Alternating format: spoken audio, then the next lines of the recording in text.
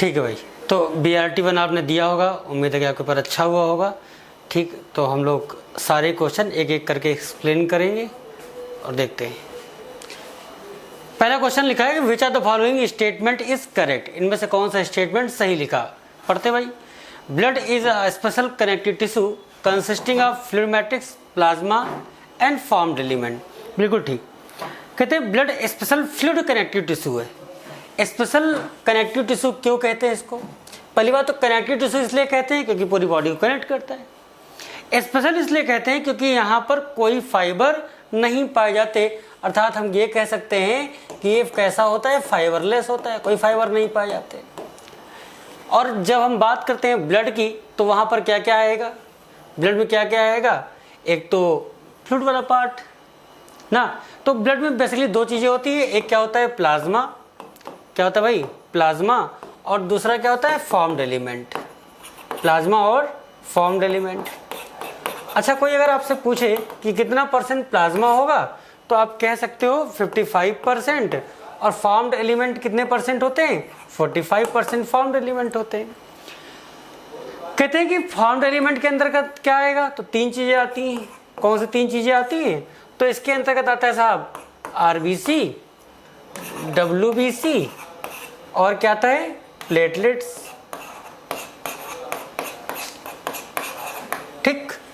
Plasma extra coloured, extra colour मतलब जैसे भूसा होता है वैसा कलर होता है, विस्कस फ्लूइड होता है। प्लाज्मा से अगर हम क्लॉटिंग फैक्टर हटा दें तो जो बचता है उसको हम क्या कहते हैं? सीरम। तो हम सीरम बराबर लिख सकते हैं, याद रखना ये बात, सीरम बराबर क्या हो जाएगा? प्लाज्मा माइनस जो क्लॉटिंग फैक्टर हैं उनको इससे हटा दें। प्लाज्मा से अगर क्लॉटिंग फैक्टर को हटा दिया जाए तो जो बचेगा उसे हम क्या बोलते हैं? सीरम। तो इसका सही आंसर कौन सा हो जाएगा? पहले का सही आंसर हो जाएगा फोर्थ वाला। कौन सा जाएगा? फोर्थ वाला हो जाएगा। नेक्स्ट क्वेश्चन पर चलते हैं, क्वेश्चन नंबर 102। क्वेश्चन क्या है? In the following table of human ABO blood group fill up the blanks first, second and third and fourth. ये फर्स्ट,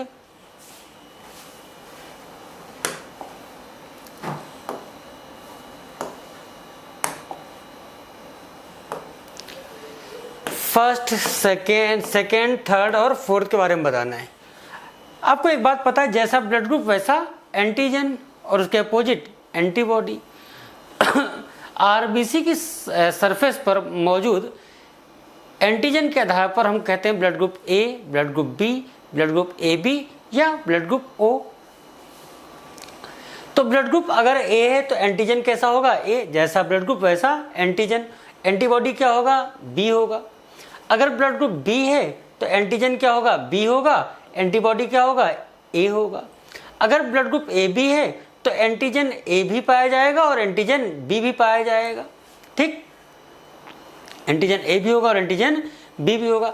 लेकिन खास बात क्या होती है कि ब्लड ग्रुप जो AB होता है वहाँ पर कोई एंटीबॉडी नहीं पाए जाते, वहाँ पर कोई एंटीबॉडी नहीं पाए जाते। ठीक। अगर ब्लड ग्रुप O है तो यहाँ पर कोई एंटीजन नहीं होगा और यहाँ कोई एंटीबॉडी नहीं होगा। तो ब्लड ग्रुप O जब फर्स्ट भरेंगे यहाँ पर क्या होगा? कोई एंटीजन नहीं होगा, मतलब हम नील बोल सकते हैं। नील सब में लिखा है, चलो आगे बढ़ जाते हैं भाई, सब में नील लिखा हुआ देखो। सेकेंड ऑप्शन चेक करते हैं। अगर ब्लड ग्रुप AB है तो कोई एंटीबॉडी नहीं होगा, एंटीबॉडी क्या हो जाएंगे? नील। यहाँ पर भी नील है, यहाँ पर भी नील है और यहाँ पर, तो यहाँ एंटीबॉडी A और B लिखा है, इसका मतलब थर्ड वाला ऑप्शन नहीं होगा। आगे चेक करते हैं थर्ड ऑप्शन। ब्लड ग्रुप अगर O है तो एंटीबॉडी कौन से होंगे? एंटीबॉडी A हो सकता है, एंटीबॉडी A भी होगा और एंटीबॉडी B भी होगा। तो यहाँ पर भी लिखा है एंटीबॉडी A, एंटीबॉडी B, यहाँ पर भी लिखा है एंटीबॉडी A और B, मतलब पहला वाला ऑप्शन भी नहीं होगा। आओ अब पढ़ते हैं ब्लड ग्रुप डोनर ग्रुप के बारे में। देखो हम लिखते हैं ब्लड ग्रुप क्या हो सकता है? A हो सकता है, B हो सकता है, AB हो सकता है या फिर O हो सकता है। जो ब्लड ग्रुप A है इसको ब्लड कौन दे सकता है? इसको A वाला दे सकता है और कौन दे सकता है? O वाला। अगर ब्लड ग्रुप B है तो कौन दे सकता है? B वाला दे सकता है और कौन दे सकता है? ओ वाला दे सकता है। अगर ब्लड ग्रुप ए बी है तो ए बी वाला तो दे ही सकता है, ओ वाला भी दे सकता है, इसको ए वाला भी दे सकता है और बी वाला भी दे सकता है। तो जब ब्लड ग्रुप ओ होता है उसको बोलते हैं यूनिवर्सल डोनर, सबको ब्लड ग्रुप दे सकता है। ओ को कौन देगा? सिर्फ ओ वाला देगा, इसको बोलते हैं यूनिवर्सल डोनर। और ए बी को बोलते हैं यूनिवर्सल रेसिपिएंट बोलते हैं। फोर्थ में ब्लड ग्रुप ओ को ब्लड कौन दे सकता है? कौन दे सकता है भैया? सिर्फ और सिर्फ ओ वाला दे सकता है। तो इसका सही आंसर कौन सा जाएगा? फोर्थ वाला सही हो जाएगा। ठीक, ये बात आपको समझ में आई होगी, तो आंसर इसका हो जाएगा फोर्थ। नेक्स्ट क्वेश्चन पर चलते हैं, क्वेश्चन नंबर 103। देखते हैं क्या भाई। क्वेश्चन ये कह रहा है कि in which the following situation there is a risk factor for children acquiring erythroblastosis fetalis। erythroblastosis fetalis कब हो जाएगा? तो हमको पता है कि अगर मम्मी कैसी हैं? अगर मम्मी है RH नेगेटिव, मम्मी कैसी हैं? RH negative. और पापा कैसे हैं? पापा कैसे हैं? RH positive. कैसे हैं? RH positive. कहना चाहते हैं कि अगर फीमेल RH नेगेटिव है और मेल पापा RH पॉजिटिव हैं तो हो सकता है क्या? इराइथ्रोब्लास्टोसिस फिटेलिस। पहली प्रेगनेंसी में, पहले बच्चे में कोई दिक्कत नहीं होती, सेकंड बच्चे में डेथ हो सकती है भैया। तो इसका 103 का सही आंसर कौन सा जाएगा? सेकंड वाला हो जाएगा। क्वेश्चन नंबर 104 पर चलते हैं, देखते हैं क्या है। 104 क्वेश्चन क्या है? Which of the following statements are correct. इनमें से कौन से स्टेटमेंट सही लिखे हुए हैं? ब्लड कोगुलेशन में कौन से मिनरल आयन का अहम रोल होता है? तो आपको अच्छी तरीके से याद होगा, कैल्शियम आयन का इसमें अहम रोल होता है, कैल्शियम आयन का। तो पहला वाला बिल्कुल सही लिखा है। Fats are absorb through lymph in the lacteal present in the intestinal villi. ये बात भी बिल्कुल ठीक लिखी है। Clotting of blood involve changes of fibrinogen to fibrin by enzyme thrombin. ये बात भी बिल्कुल ठीक लिखी है कि आपसे सवाल पूछा जाता है कि बताओ जो फाइब्रिनोजन है, क्या बोला? जो फाइब्रिनोजन है इसको फाइब्रिन में कौन बदलता है? तो फाइब्रिनोजन को फ्रॉम फाइब्रिन में एक एंजाइम बदलता है और उस एंजाइम का नाम क्या होगा? उस एंजाइम का नाम होता है थ्रोम्बिन। तो ये वाली बात भी बिल्कुल ठीक लिखी है। फोर्थ ऑप्शन है कि blood clotting involve cascade process involving a number of factor present always in an active form. Active form में ये फैक्टर हमेशा प्रेजेंट नहीं होते, हमेशा किस फॉर्म में प्रेजेंट होते हैं? इनएक्टिव फॉर्म में प्रेजेंट होते हैं भैया ना। नहीं तो हमेशा ही ब्लड जमा रहेगा तो फ्लो कैसे होगा? बहेगा कैसे पूरे शरीर में? सर्कुलेट कैसे होगा पूरे शरीर में? तो यहाँ पर जो चौथा ऑप्शन है ये क्या है? गलत। बाकी पहला, दूसरा और तीसरा सही है। सही आंसर हो जाएगा कौन सा? थर्ड वाला। हमने कहा कि ब्लड कोगुलेशन में कौन सा मिनरल है जिसका अहम रोल होता है? तो हम बोलते हैं कैल्शियम आयन का। दूसरा हमने कहा कि जो फैट है वो कैसे एब्जॉर्ब होगा? तो भैया लिम्फ के थ्रू। और लिम्फ कहाँ? In the lacteals present in the intestinal villi. और क्लॉटिंग में फाइब्रिनोजन को फाइब्रिन में कौन बदलता है? थ्रोम्बिन बदलता है। तो इस तरीके से आंसर हो जाएगा 104 का कौन सा? थर्ड वाला। क्वेश्चन नंबर 105 पर चलते हैं और क्वेश्चन 105 क्या कह रहा? Read the following statement select the correct option. पहला स्टेटमेंट आप पढ़ते हैं, the 4 chamber heart is present in birds and mammal. चाहे बर्ड हो चाहे मैमल, इनके दिल में कितने चैम्बर होंगे? 4। कितने चैम्बर भाई? 4। कोई स्टेटमेंट सेकंड कह रहा तो पहला स्टेटमेंट बिल्कुल ठीक लिखा है। दूसरा statement, birds have 2 separate circulatory pathway. हाँ भैया, आपने पढ़ा होगा कि हम लोगों में, बर्ड में कैसा सर्कुलेशन होता है? डबल सर्कुलेशन पाया जाता है। तो ये भी स्टेटमेंट बिल्कुल ठीक लिखा है। मेरे हिसाब से आंसर हो जाना चाहिए कौन सा? फर्स्ट वाला। नेक्स्ट क्वेश्चन पर चलते हैं। Question number 106, in a cardiac output of 5250 ml per minute with 75 heart beat per minute the stroke volume is. और सॉल्व करते हैं। हम सबको पता है एक फार्मूला सिंपल सा, क्या पता है भैया?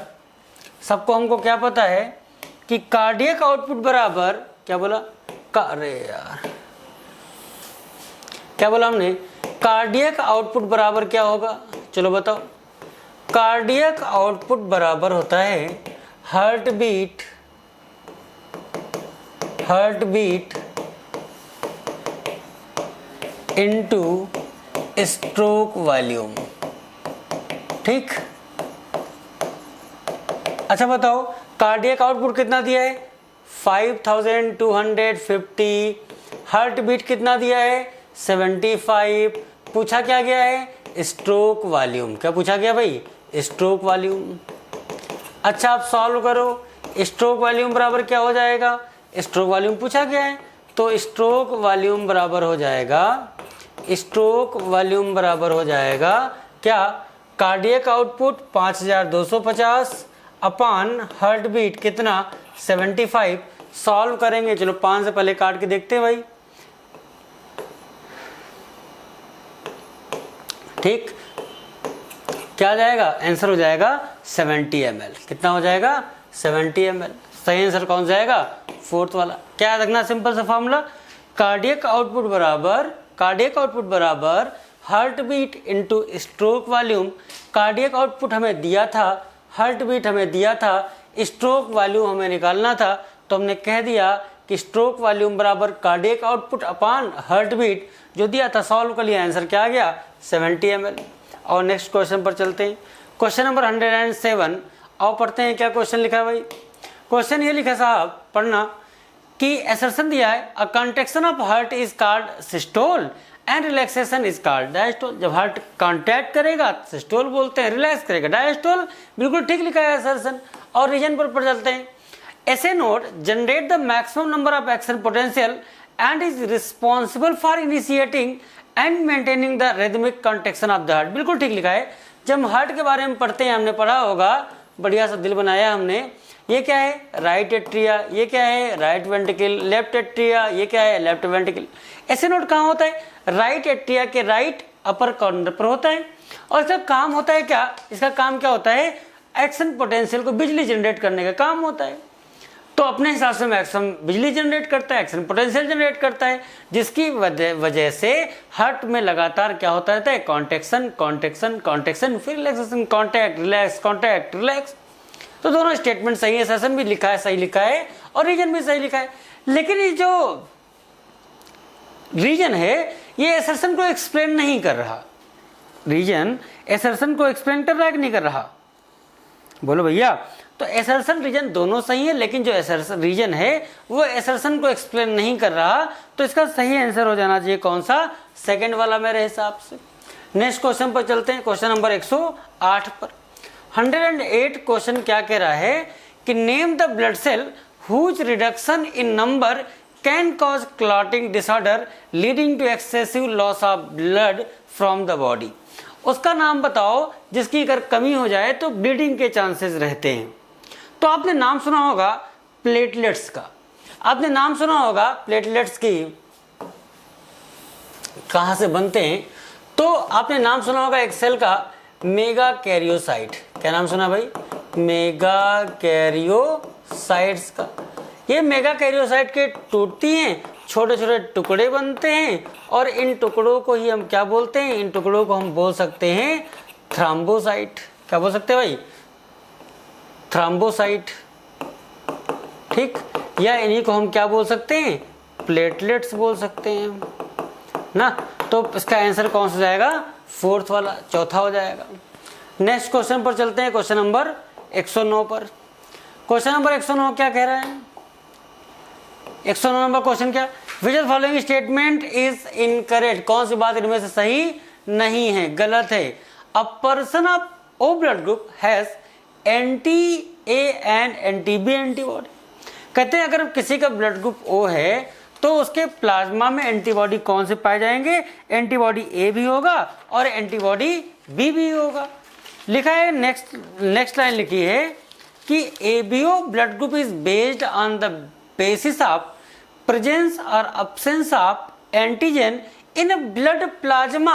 अरे भैया ये बात तो गलत लिखी है। ये जो एंटीजन और एंटीजन होते हैं ये कहाँ पाए जाते हैं, आरबीसी की सरफेस पर पाए जाते हैं। मान लो ऐसे ही बना दिया हमने, ये क्या है प्लाज्मा, और प्लाज्मा में क्या पाए जाते हैं, प्लाज्मा में तो एंटीबॉडी पाए जाते हैं। एंटीजन कहाँ पाए जाएंगे, एंटीजन कहाँ पाए जाएंगे, आपको याद रखना है on the surface of RBC, जबकि एंटीबॉडी कहाँ होंगे, antibody present in blood plasma. तो स्टेटमेंट सेकंड क्या हो जाएगा, इनकरेक्ट, और यही आंसर हो जाएगा, इनकरेक्ट पूछा है। Person of AB blood group is universal recipient. मान लो मेरा ब्लड ग्रुप AB है, तो मुझको ब्लड ग्रुप कौन दे सकता है, O वाला भी दे सकता है, A वाला भी दे सकता है, B वाला भी दे सकता है, और AB वाला तो दे ही सकता है।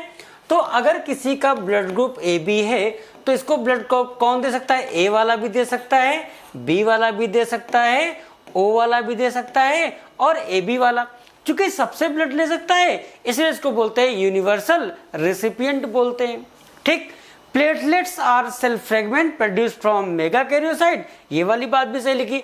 तो पहली बात सही है, दूसरी भी सही है, चौथी भी सही है। दूसरा स्टेटमेंट गलत लिखा है, पहला तीसरा चौथा सही है, दूसरा गलत और इनकरेक्ट पूछा था, आंसर हो जाएगा सेकंड वाला। नेक्स्ट क्वेश्चन पर चलते हैं, क्वेश्चन नंबर 110, और ये क्वेश्चन मैचिंग का है, और देखते हैं भाई क्या मैच करवाया।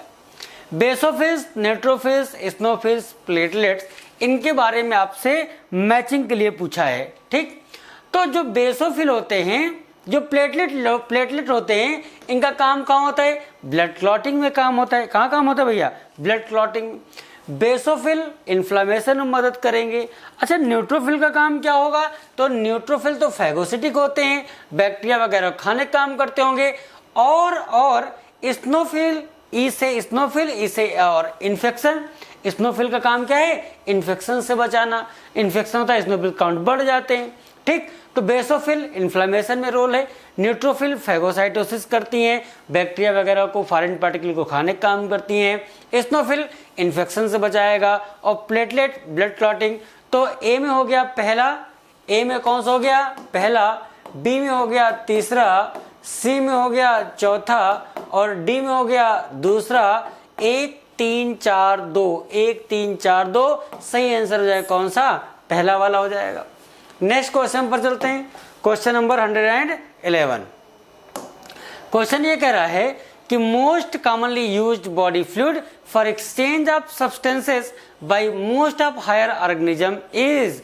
सबसे ज्यादा कॉमन ब्लड कौन सा फ्लूइड है जो ज्यादातर हायर ऑर्गेनिज्म के मेंबर इस्तेमाल करते हैं, ब्लड हो जाएगा, पहला आंसर हो जाएगा। क्वेश्चन नंबर 112 पर चलते हैं, और क्वेश्चन नंबर 112 क्या कह रहा कि plasma contain which are the following mineral. Plasma में कौन से मिनरल पाए जाते हैं, क्या यहाँ पर सोडियम पाया जाता है, हाँ बिल्कुल सोडियम पाया जाता है। क्या कैल्शियम होता है, हाँ कैल्शियम भी होता है। क्या मैग्नीशियम भी होता है, हाँ मैग्नीशियम आयन भी होते हैं। क्या बाइकार्बोनेट भी होता है, हाँ बाइकार्बोनेट आयन भी होते हैं। क्या क्लोराइड आयन होता है, हाँ ये भी होता है। सही आंसर सारे पाए जाते हैं, तो आंसर हो जाएगा ऑल ऑफ दिस। 112 का सही आंसर चौथा वाला हो जाएगा। क्वेश्चन नंबर 113 पर चलते हैं, और बड़ा आसान सा सवाल है, healthy man have how many RBC in blood. तो 5 से 5.5 मिलियन आरबीसी पर मिलीमीटर क्यूब ऑफ ब्लड ये पाए जाते हैं। अब देखो सही आंसर तो कौन सा हो जाएगा, चौथा वाला। कौन सा हो जाएगा भाई, चौथा वाला आंसर सही हो जाएगा। लेकिन यहाँ पर देखो कि पर मिलीमीटर क्यूब यहाँ पर लिखा है, और यहाँ पर भी लिखा है। यहाँ पर मिलियन लिखा है, यहाँ पर ट्रिलियन लिखा है। तो ट्रिलियन नहीं बल्कि क्या, मिलियन शब्द का इस्तेमाल, मिलियन मतलब एक में कितना, 10 लाख। ठीक, आगे बढ़ जाते हैं भाई। और अगला सवाल तो बहुत ज्यादा सरल हमको लग रहा। क्वेश्चन है, a healthy individual have how much haemoglobin content in blood. तो भैया कितना पाया जाता, अरे यार भूल जाते हैं बार हम, कितना पाया जाता है, 12 से 16 ग्राम। कितने ब्लड में, 100 ml ब्लड में।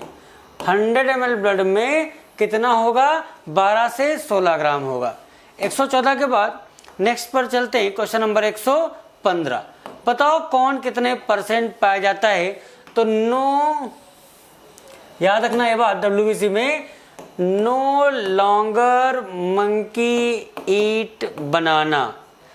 सबसे ज्यादा न्यूट्रोफिल कितना, 60 से 65%, लिम्फोसाइट 20 से 25%, मोनोसाइट 6 से 8%, स्नोफिल 2 से 3%, बेसोफिल 0.5 से 1%। ठीक, तो आप मैच करवा लेना।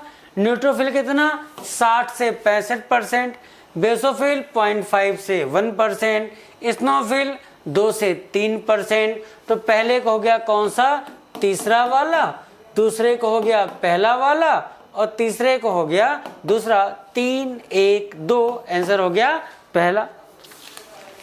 ये वाली बात आपको याद रखनी, सारे हमने नाम बता दिए।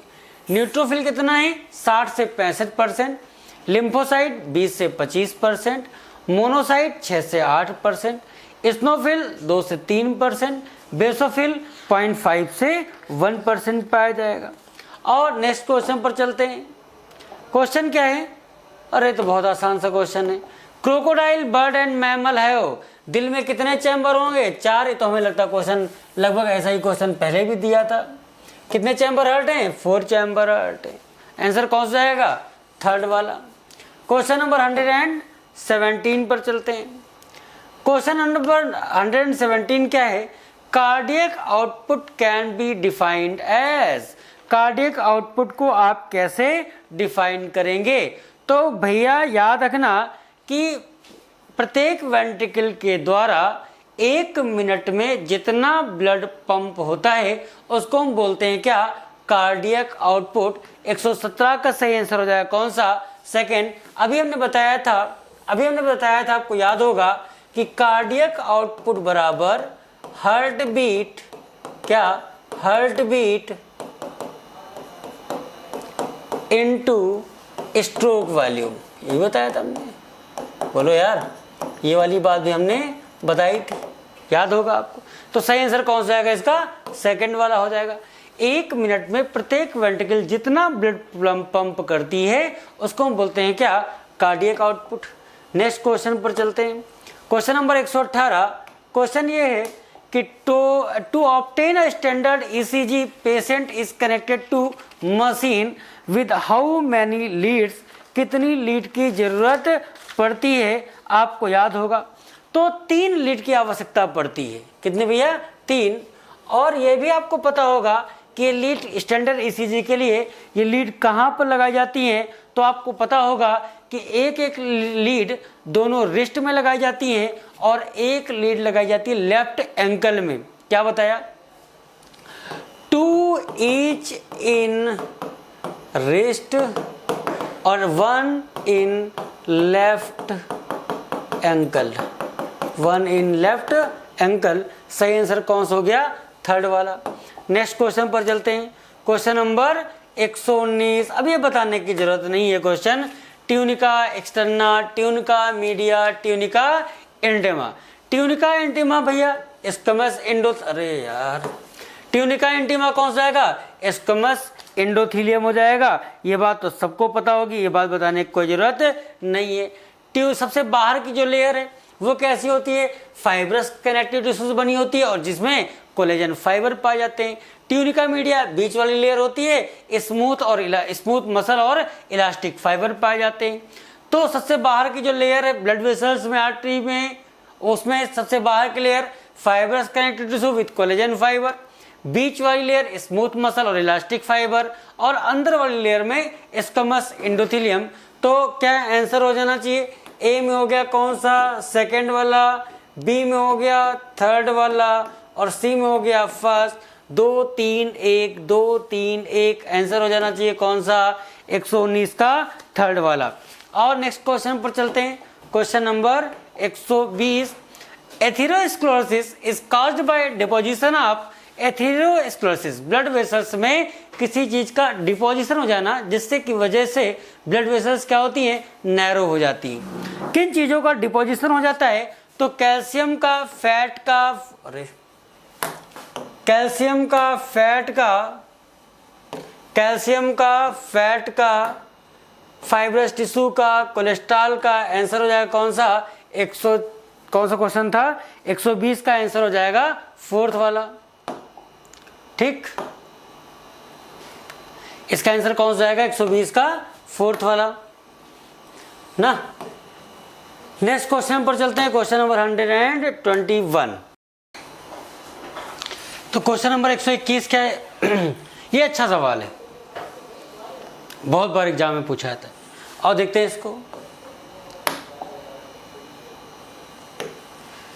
कार्डियक अरेस्ट, अगर दिल धड़कना बंद कर दे तो बोलते हैं कार्डियक अरेस्ट।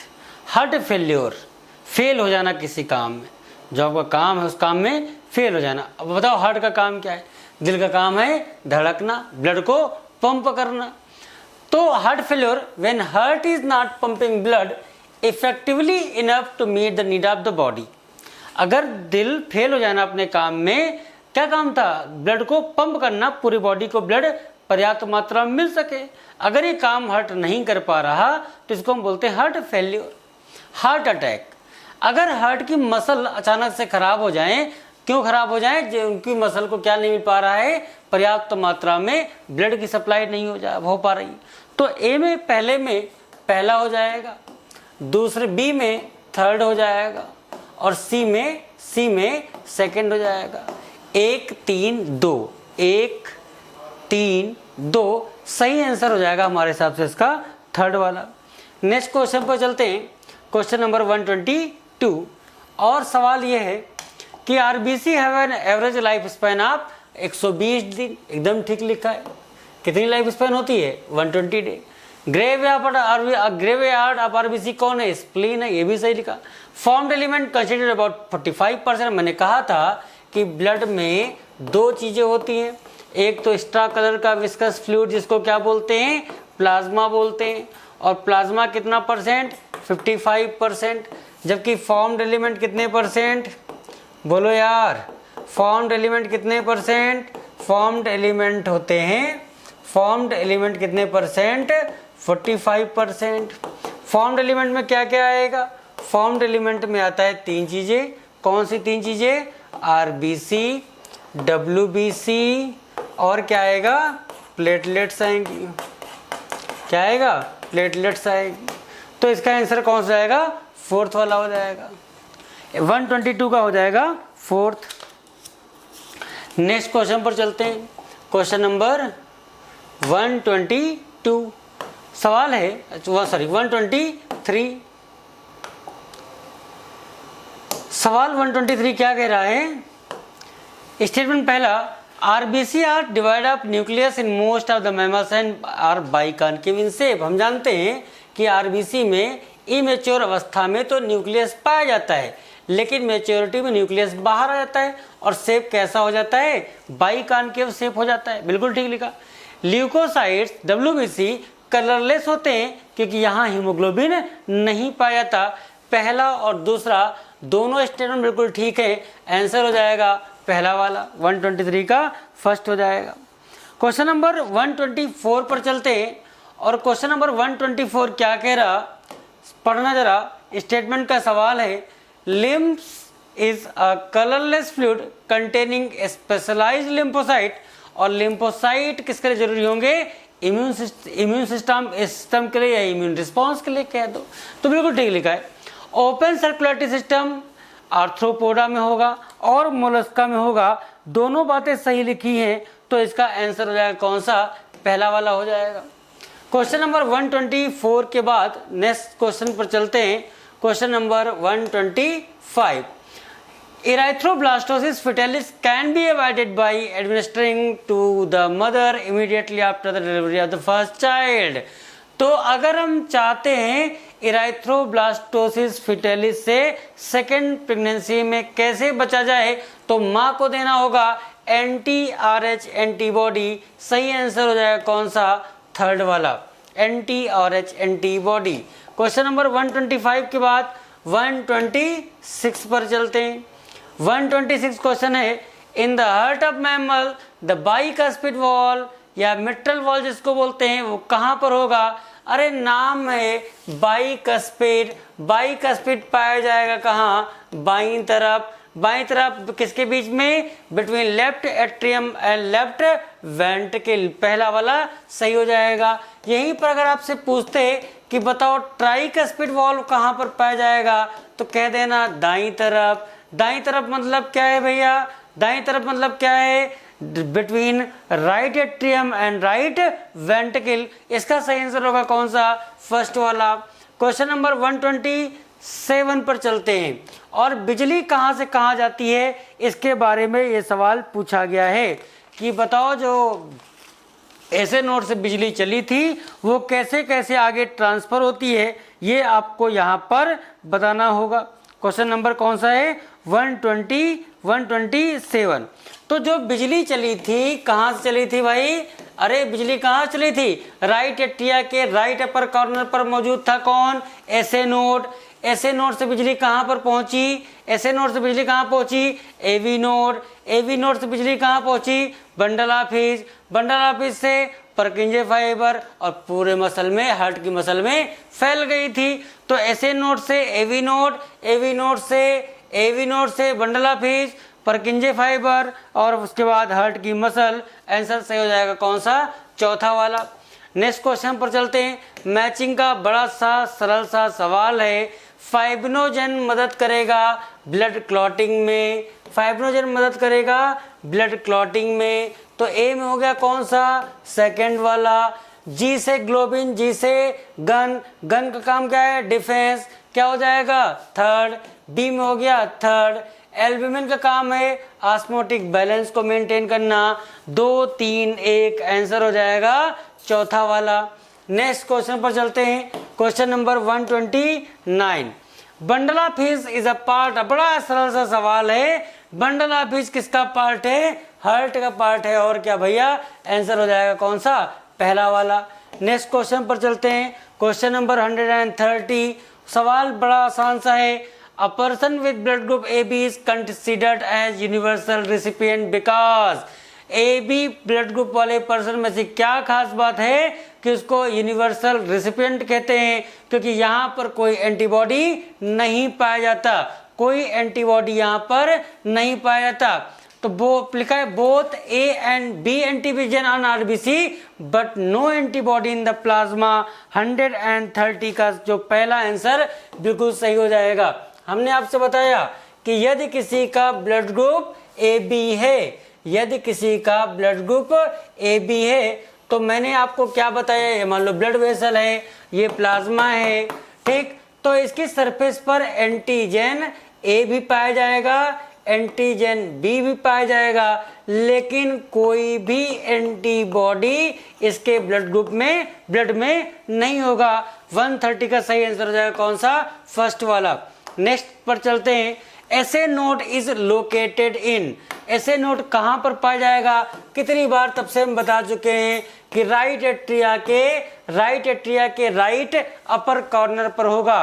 तो लिखा है कि right upper corner of right atrium. सही आंसर हो जाएगा, सही आंसर हो जाएगा कौन सा? फोर्थ वाला। नेक्स्ट क्वेश्चन पर चलते हैं। Question number 132।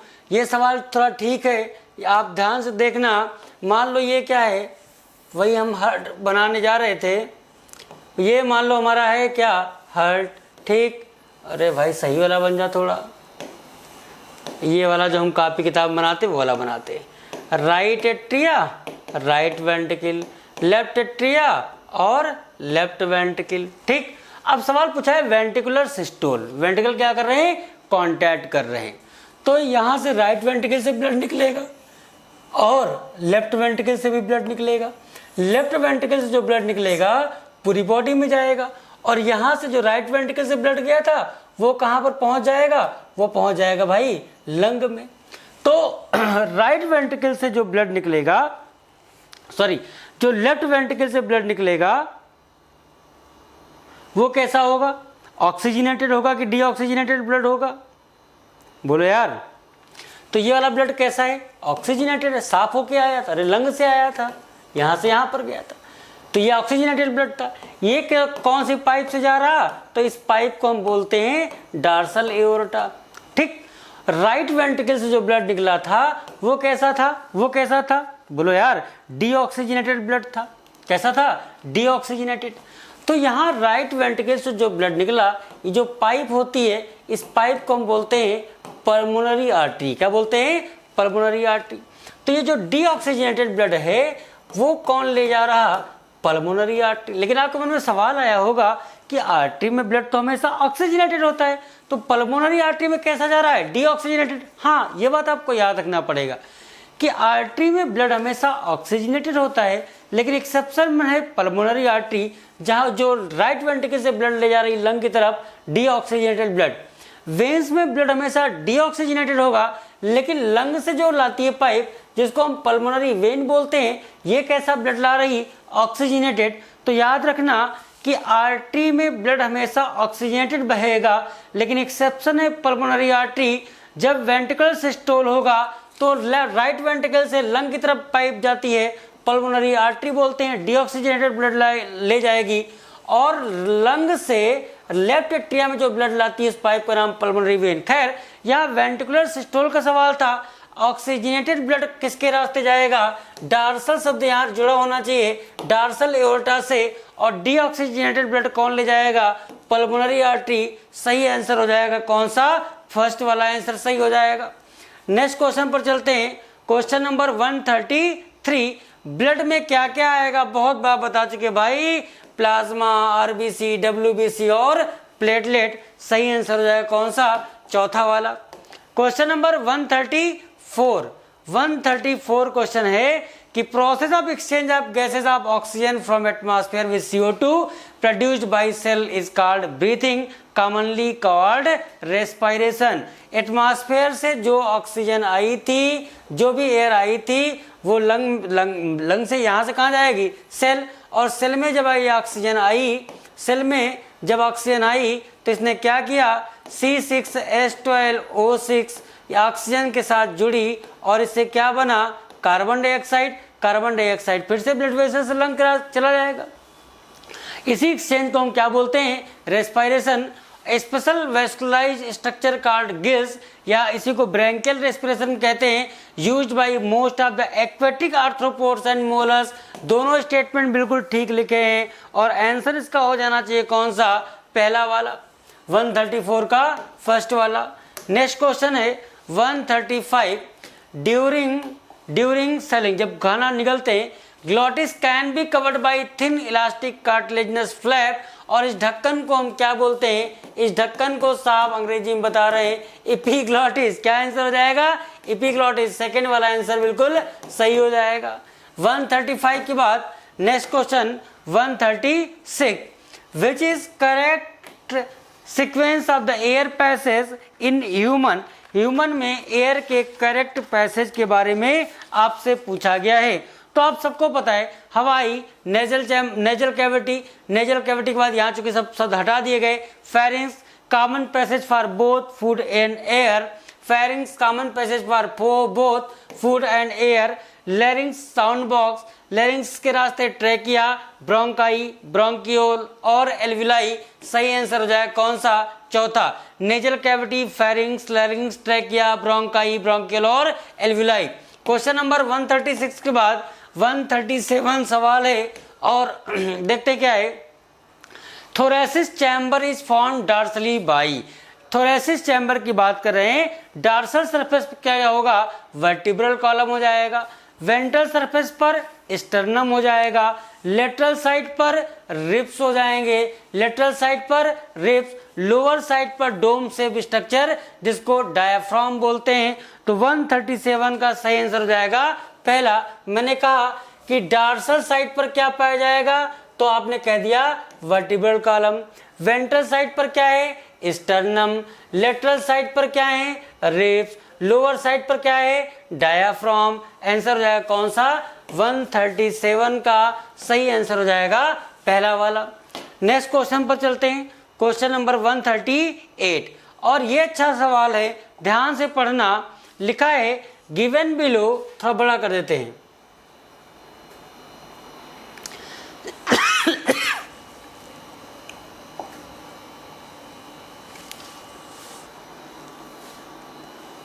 Given below is the list of different steps involved in respiration. Utilization of oxygen by the cell for catabolic reaction and resultant release of CO2. Transport of gases by the blood. Breathing by which atmospheric air is drawn in and CO2 is released out. Diffusion of oxygen and CO2 between blood and tissue. Diffusion of gases, oxygen and CO2 across alveolar tissue. Select an option which has correct sequence. और ये sequence का सवाल है, आओ पढ़ते हैं। आप बताओ, ब्रीदिंग की बात करें, सबसे पहले क्या होगा, हवा अंदर आएगी, हवा अंदर आएगी ना, और CO2 जो निकली थी वो बाहर जाएगी। तो पहला स्टेप तो हो जाएगा, पहला स्टेप तो हो जाएगा ये वाला। ठीक, अब हवा अंदर आ गई, हवा अंदर आ गई, हवा अंदर आने के बाद क्या होगा, जो एल्विलाई थी वहां पर क्या होगा, ऑक्सीजन और CO2 का डिफ्यूजन होगा। तो नंबर 2 स्टेप तो ये वाला हो जाएगा। सबसे पहले तीसरा, फिर पांचवा हो जाएगा। अच्छा, उसके बाद क्या होगा, transport of gases by the blood, alveoli में एक्सचेंज हो गया, एल्विलाई में एक्सचेंज। अब ऑक्सीजन क्या होगी, अंदर की तरफ आएगी, CO2 बाहर की तरफ जाएगी। ये स्टेप अगला हो गया, तीसरा। इसके बाद क्या होगा, ब्लड और टिश्यू के बीच में ऑक्सीजन और CO2 का डिफ्यूजन होगा, ये चौथा स्टेप हो गया। और सबसे लास्ट में जो ऑक्सीजन अंदर आई थी, सेल क्या करेगी, उसका इस्तेमाल करेगी ग्लूकोज को तोड़ने के लिए। रिएक्शन बार बता चुके हैं, C6H12O6 + 6O2 बराबर क्या बन जाएगा, 6CO2 + 6 मोल ऑफ वाटर। सबसे आखिरी स्टेप, पांचवा स्टेप ये वाला हो जाएगा। ठीक, सबसे पहले तीसरा वाला, फिर पांचवा, तीसरा फिर पांचवा, उसके बाद में दूसरा, 3 5 2, फिर चौथा, और उसके बाद पहला। सही आंसर हो जाएगा कौन सा, पहला वाला। क्वेश्चन नंबर 138 के बाद नेक्स्ट क्वेश्चन पर चलते हैं। 139, lungs are covered by a double layered pleura with pleural fluid between them. हाँ, लंग की मेम्ब्रेन क्या बोलते हैं, प्लूरल मेम्ब्रेन बोलते हैं भाई, प्लूरा बोलते हैं। ठीक, the volume of air involved in breathing movement can be estimated by using spirometer which help in clinical assessment of pulmonary function। दोनों स्टेटमेंट बिल्कुल ठीक लिखे हैं, पहला भी सही लिखा है और दूसरा भी सही लिखा है। आंसर क्या हो जाएगा, पहला वाला।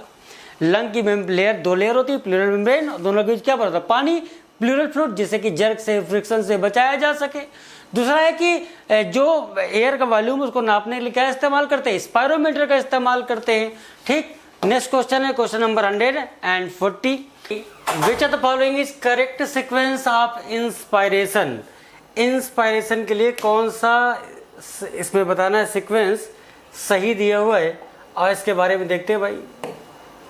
अच्छा, हम जानते हैं कि इंस्पायरेशन तब होगा जब एटमॉस्फेरिक प्रेशर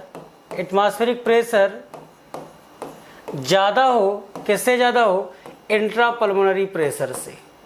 इंस्पायरेशन तब होगा जब एटमॉस्फेरिक प्रेशर इंट्रापल्मोनरी प्रेशर से क्या हो, ज़्यादा हो। क्योंकि दुनिया में प्रत्येक चीज़ मूव करना चाहती है अपनी ज़्यादा कंसंट्रेशन से कम कंसंट्रेशन, या कह दो ज़्यादा प्रेशर से कम प्रेशर की तरफ। तो बाहर जब प्रेशर ज़्यादा होगा, अंदर प्रेशर कम होगा, तब हवा अंदर आएगी, इंस्पायरेशन कहते हैं। अच्छा, अंदर प्रेशर कम कैसे होगा, अंदर वॉल्यूम, अरे pressure is inversely proportional to volume, pressure is inversely proportional to volume. तो अंदर अगर वॉल्यूम ज़्यादा हो जाए तो प्रेशर क्या होगा, कम हो जाएगा। और वॉल्यूम बढ़ाने के लिए क्या करना है, तो सबसे पहले क्या होगा, जो हमारी एक्सटर्नल इंटरकास्टल मसल हैं, यहाँ पर होगा क्या, कॉन्ट्रैक्शन। और जब यहाँ कॉन्ट्रैक्शन होगा, जब यहाँ पर कॉन्ट्रैक्शन होगा तो थोरैक्स का वॉल्यूम बढ़ जाएगा। कहाँ पर कॉन्ट्रैक्शन हो रहा है, एक्सटर्नल इंटरकास्टल मसल में। और एक कॉन्ट्रैक्शन होगा तो वॉल्यूम किधर बढ़ेगा, डार्सोवेंट्रल, किधर बढ़ेगा, डार्सोवेंट्रल। तो सबसे पहला काम ने क्या बताया कि एक्सटर्नल इंटरकास्टल मसल में क्या होगा, कॉन्ट्रैक्शन होगा, जिसकी वजह से डार्सोवेंट्रल एक्सिस का वॉल्यूम क्या होगा, बढ़ जाएगा, वॉल्यूम क्या होगा, बढ़ जाएगा। इसके बाद क्या बताया, इसके बाद हमने कहा कि डायाफ्राम में कॉन्ट्रैक्शन होगा, और जब डायाफ्राम में कॉन्ट्रैक्शन होगा तो वॉल्यूम किधर बढ़ेगा, एंटीरियो पोस्टीरियर, किधर बढ़ेगा, एंटीरियो पोस्टीरियर एक्सिस में। तो उसके बाद ये वाला काम हो जाएगा। अच्छा बताओ, इंटरकास्टल, एक्सटर्नल इंटरकास्टल मसल में कॉन्ट्रैक्शन हुआ तो डार्सोवेंट्रल एक्सिस में वॉल्यूम बढ़ा, डायाफ्राम में कॉन्ट्रैक्शन हुआ तो एंटीरियो पोस्टीरियर एक्सिस में का वॉल्यूम बढ़ा, और वॉल्यूम बढ़ा तो प्रेशर क्या होगा, कम हो जाएगा, वॉल्यूम बढ़ा तो प्रेशर कम हो जाएगा। ठीक, तो इसकी वजह से क्या होगा, इसकी वजह से क्या होगा भैया, इंट्रापल्मोनरी प्रेशर क्या होगा, कम हो जाएगा। हमने कहा कि वॉल्यूम बढ़ेगा तो प्रेशर कम होगा, वॉल्यूम बढ़ेगा तो प्रेशर कम होगा। तो इंट्रापल्मोनरी प्रेशर क्या होगा, घट जाएगा, और जब अंदर प्रेशर कम बाहर प्रेशर ज़्यादा, जैसा कि यहाँ बताया था, तो हवा कहाँ आएगी? अंदर, तो एयर रसेस इनटू लंग्स, आखिरी स्टेप ही हो जाएगा। ठीक, तो 1 2 4, 1 2 4, उसके बाद 6, फिर 3 और सबसे लास्ट में 5वां। सही आंसर कौन सा हो जाएगा? थर्ड। दोबारा बता दे रहे हैं, हमने कहा कि इंस्पायरेशन तब होगा जब intra pulmonary pressure atmospheric pressure की तुलना में कम हो। और इंट्रा पल्मोनरी प्रेशर कम कब होगा? प्रेशर कम कब होगा? जब वॉल्यूम बढ़ जाए। और वॉल्यूम बढ़ाने के लिए क्या बताया? एक्सटर्नल इंटरकास्टल मसल में कॉन्ट्रैक्शन हुआ तो डॉर्सोवेंट्रल एक्सिस का वॉल्यूम बढ़ा, डायफ्राम में कॉन्ट्रैक्शन हुआ तो एंटीरियो पोस्टीरियर एक्सिस का वॉल्यूम बढ़ा, और वॉल्यूम बढ़ा तो प्रेशर कम, और प्रेशर कम तो इंस्पायरेशन। क्या हो जाएगा? इंस्पायरेशन। सही आंसर हो जाएगा इसका कौन सा? थर्ड वाला। नेक्स्ट क्वेश्चन पर चलते हैं, क्वेश्चन नंबर 141। क्वेश्चन नंबर 141 क्या कह रहा है भैया? During expiration the diaphragm become, expiration के दौरान डायाफ्राम कैसा हो जाएगा? Dome shape. कैसा हो जाएगा भाई? Dome shape. तो क्वेश्चन नंबर 141 का सही आंसर हो जाएगा कौन सा? फर्स्ट वाला। अगर यहीं पर आपसे कहता कि ड्यूरिंग इंस्पायरेशन क्या होगा? जब सांस अंदर लेते हैं कैसा हो जाएगा? फ्लैट हो जाएगा। नेक्स्ट क्वेश्चन पर चलते हैं, क्वेश्चन नंबर 142 पर सवाल ये कह रहा कि a person breathing normally at rest takes in and expel approximately half a litre of air during each respiratory cycle, this is called. एक आदमी रेस्ट में है, एक पर्सन रेस्ट में है और आधा लीटर हवा अंदर ले रहा है और आधा लीटर हवा बाहर छोड़ रहा। बताओ ये क्या है? इसको नॉर्मल कंडीशन में जो इंस्पायरेशन और एक्सपायरेशन करते हैं उसको हम बोलते हैं टाइडल वॉल्यूम, और टाइडल वॉल्यूम कितना होता है? 500 ml। अच्छा, IRV इंस्पायरेटरी रिजर्व वॉल्यूम कितना होता है? 2500 से लेकर 3000 ml तक हो सकता है। अच्छा, ERV कितना होता है? 1000 से लेकर 1100 ml तक हो सकता है। और वाइटल कैपेसिटी बराबर होता है IRV inspiratory reserve volume plus tidal volume plus expiratory reserve volume. ये क्या है? वाइटल कैपेसिटी है। नेक्स्ट क्वेश्चन पर चलते हैं। हाँ, तो इसका सही आंसर सेकंड हो जाएगा। नेक्स्ट क्वेश्चन पर चलते हैं, क्वेश्चन नंबर 143। वही सवाल जो भी हमने बताया था, वाइटल कैपेसिटी बराबर क्या होगा? तो वाइटल कैपेसिटी बराबर होता है साहब, क्या होता है? IRV plus ERV plus TV। क्या क्या होता है? IRV plus ERV plus TV। IRV की वैल्यू ने आपको बताया था 2500 से लेकर 3000 तक होती है। ERV की वैल्यू बताया था मैंने अभी 1000 से लेकर 1100 तक होती है। और टाइडल वॉल्यूम कितना होता है? 500 ml होता है। नेक्स्ट क्वेश्चन पर चलते हैं, सही आंसर होगा फोर्थ। नेक्स्ट क्वेश्चन पर चलते हैं, क्वेश्चन नंबर 144। मैचिंग का बढ़िया सा सवाल है, कई बार पूछा गया। बताओ TV प्लस ERV बराबर क्या होगा? इसको बोलते हैं एक्सपायरेटरी कैपेसिटी। क्या बोलते हैं? Expiratory capacity. तो एक हो गया कौन सा? पहला वाला हो गया। ठीक, RV plus ERV plus TV plus IRV सबको जोड़ दिया, और सबको जोड़ दिया तो हम बोलते हैं टोटल लंग कैपेसिटी। बीम हो जाएगा कौन सा? सेकेंड वाला। ERV प्लस RV इसको बोलते हैं फंक्शनल रेजिडुअल कैपेसिटी। इसका हो जाएगा third. First second third, answer हो जाएगा कौन सा? आंसर हो जाएगा पहला वाला। एक्सपायरेटरी कैपेसिटी बराबर tidal volume plus expiratory reserve volume. Total lung capacity सबको जोड़ दो। किसको किसको जोड़ दो भाई? अरे IRV plus TV plus ERV plus क्या जोड़ सकते हैं? RV जोड़ दें। Functional residual capacity ERV plus RV। Next question पर चलते हैं, क्वेश्चन नंबर 145। ये भी अच्छा सवाल है, देखना क्या है। The exchange of gases in the alveoli of the lung takes place by, और ये काम होता है किसके द्वारा? सिंपल डिफ्यूजन के द्वारा। कहते हैं एल्विलाई में, अरे भाई अरे ये एल्विलाई मान लो, ठीक, यहाँ पर ब्लड वेसल मान लिया। जो गैसेस का एक्सचेंज होता है, ऑक्सीजन अंदर आती है, CO2 बाहर जा रही है, ये किसके द्वारा होगा? Simple diffusion. Diffusion, simple diffusion. ठीक, अगली बात, क्वेश्चन नंबर 146। और 146 सवाल आपसे पूछ रहा है कि बताओ A क्या है, B क्या है, C क्या है, D क्या है। तो इस वाली को हम क्या बोलते हैं, इस पाइप को हम क्या बोलते हैं, इसको बोलते हैं, ये छोटा छोटा लिख रहे हैं आपको दिखेगा, सिस्टेमिक वेन। अच्छा, सिस्टेमिक वेन। अगर आपसे पूछे कि बताओ इसमें कैसा ब्लड होता होगा, ऑक्सीजनेटेड होता होगा कि डीऑक्सीजनेटेड, डीऑक्सीजनेटेड। हार्ट से लंग जो पाइप ले जाती है ब्लड को, वो कैसा ब्लड ले जा रही, डीऑक्सीजनेटेड ले जा रही। और इस पाइप को हम बोलते हैं, इस पाइप को हम बोलते हैं पल्मोनरी आर्टरी। क्या बोलते हैं, पल्मोनरी आर्टरी। देखो भैया, आर्टरी में हमेशा खून होता है साफ, लेकिन पल्मोनरी आर्टरी एक्सेप्शन है, जहां पर ब्लड कैसा होता है, डीऑक्सीजनेटेड ब्लड होता है। अच्छा, सी नंबर, इसके बारे में पूछा, ये क्या है, ये लंग से ब्लड हार्ट में ला रही, और इस पाइप को हम बोलते हैं पल्मोनरी वेन। क्या बोलते हैं, पल्मोनरी वेन। देखो, वेन्स में हमेशा ब्लड डीऑक्सीजनेटेड, लेकिन एक्सेप्शन है पल्मोनरी वेन, और यहाँ पर रमन सर ब्लड कैसा होगा, ऑक्सीजनेटेड। कैसा होगा, ऑक्सीजनेटेड।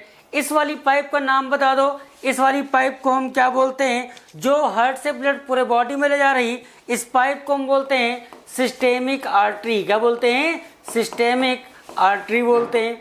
ठीक, और मैच करवा लेते हैं। ए को हमने बताया सिस्टेमिक वेन, बी को बताया पल्मोनरी आर्टरी, सी को पल्मोनरी वेन, डी को सिस्टेमिक आर्टरी। आंसर हो जाएगा कौन सा, पहला। आपको याद रखने वाली बात यह है, आपको याद रखने वाली बात यह है कि हमेशा आर्टरी का ब्लड ऑक्सीजनेटेड, लेकिन एक्सेप्शन है पल्मोनरी आर्टरी, जहां ब्लड कैसा होगा, डीऑक्सीजनेटेड। हमेशा वेन्स में ब्लड होगा डीऑक्सीजनेटेड, लेकिन एक्सेप्शन है पल्मोनरी वेन, जहां पर ब्लड कैसा होगा, ऑक्सीजनेटेड। क्वेश्चन नंबर 147 पर चलते हैं। 147 सवाल क्या कह रहा है कि among the following the partial pressure of oxygen is maximum in atmosphere में। वैसे तो सबसे ज्यादा होता है, एटमॉस्फेयर में वैसे तो सबसे ज्यादा होता है।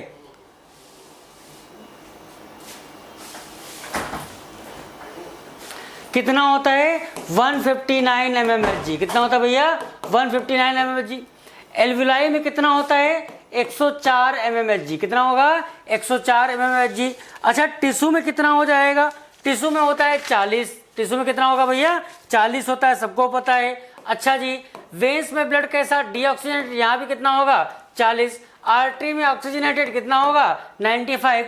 तो सबसे ज्यादा कहाँ होगा इनमें, एल्वुलाई में सबसे ज्यादा होगा, 104 mmHg। आंसर हो जाएगा पहला वाला। नेक्स्ट क्वेश्चन पर चलते हैं, क्वेश्चन नंबर 148। और सवाल ये कह रहा कि which factor does not affect the rate of alveolar diffusion. 3 बातों पर निर्भर करता है डिफ्यूजन। पहली बात किस पर निर्भर करेगा, गैसेस की सॉल्युबिलिटी पर। दूसरी बात मेम्ब्रेन की थिकनेस, और जो थिकनेस होती है वो कितना होती है, लेस देन, कितना होती है भैया बताओ, लेस देन 1 मिलीमीटर। तीसरी बात प्रेशर ग्रेडियंट पर हमेशा फ्लो होगा high pressure to low pressure की तरफ। और किस पर डिपेंड नहीं करेगा, रिएक्टिविटी ऑफ गैस पर डिपेंड नहीं करेगा। आंसर हो जाएगा कौन सा, चौथा वाला इसका आंसर हो जाएगा। नेक्स्ट क्वेश्चन पर चलते हैं, question number 149।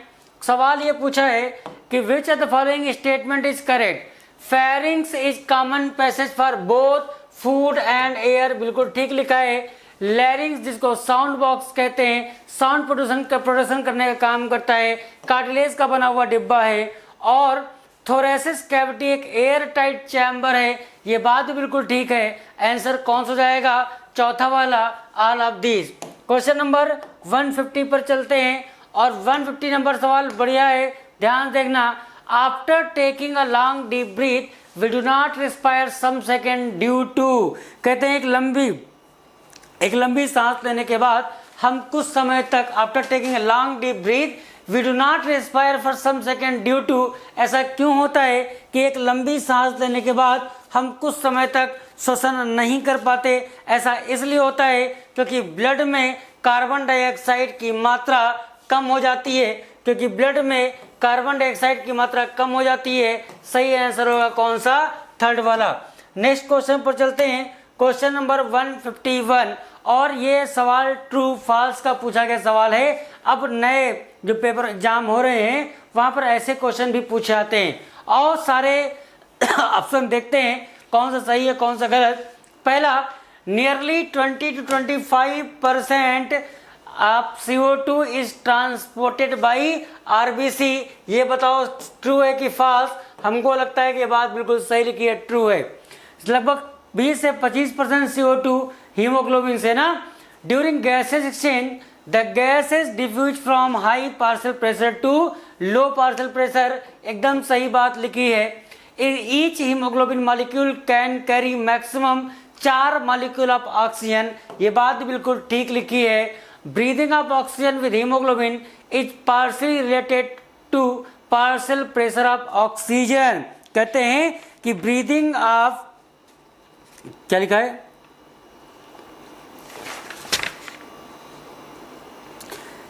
Breathing of oxygen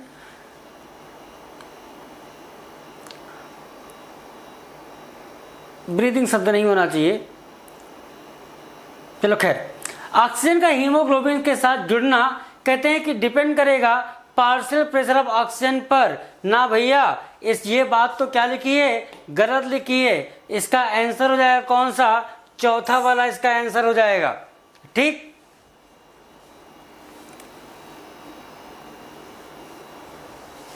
question number 151 में के बाद 152 क्वेश्चन देखते हैं। क्वेश्चन क्या कह रहा है, क्वेश्चन क्या कह रहा, blood carries CO2 in the forms are as carbamino haemoglobin RBC as bicarbonate and dissolve in plasma. हम जानते हैं 7% प्लाज्मा में डिजॉल्व होगा, 70% CO2 बाइकार्बोनेट आयन के फॉर्म में और 20 से 25% कार्बामिनो हीमोग्लोबिन के फॉर्म में क्या होता है, ट्रांसपोर्ट होता है। तो ब्लड CO2 किस फॉर्म में जाता है, 20 से 25% कार्बामिनो हीमोग्लोबिन के फॉर्म में, 70% बाइकार्बोनेट के फॉर्म में और 7% कहाँ होगा, प्लाज्मा में डिजॉल्व होगा। नेक्स्ट क्वेश्चन चलते हैं। Which are the following factor is not favourable for the formation of oxy haemoglobin.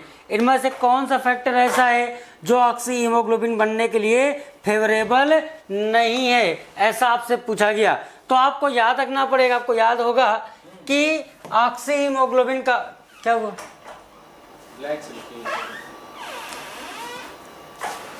Depend करता है किस पर, पार्शियल प्रेशर ऑफ ऑक्सीजन कैसा होना चाहिए, ज्यादा। पार्शियल प्रेशर ऑफ CO2 क्या होना चाहिए, कम होना चाहिए। साथ में हमको पता है कि H+ आयन की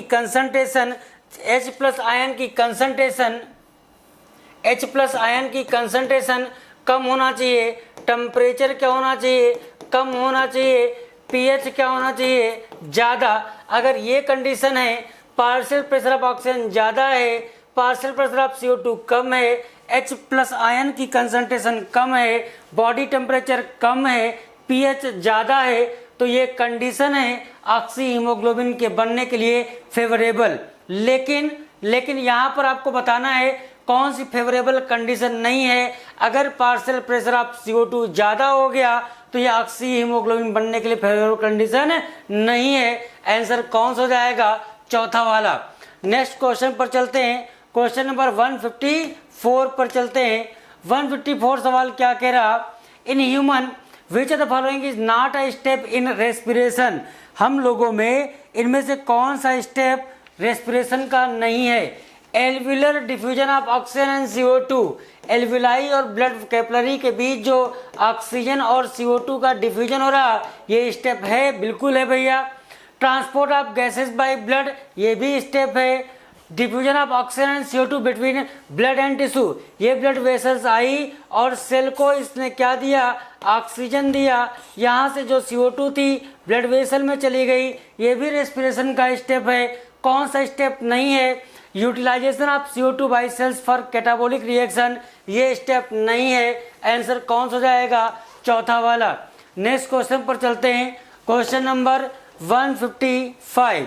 और 155 सवाल क्या कह रहा है कि pneumotaxic centre which can moderate the function of the respiratory rhythm centre is present in. आपसे पूछा गया है कि न्यूमोटैक्सिक सेंटर कहाँ होता है, तो हम सबको पता है कहाँ पर होगा, पॉन्स में होगा। कहाँ होगा, रेस्पिरेटरी रिदम सेंटर पूछता, क्या बोला हमने कहा कि अगर आपसे पूछता कि बताओ रेस्पिरेटरी रिदम सेंटर कहाँ पर है, तो आप कह देते कि रेस्पिरेटरी रिदम सेंटर साहब मेडुला में पाया जाएगा। कहाँ होगा? मेडुला में होगा।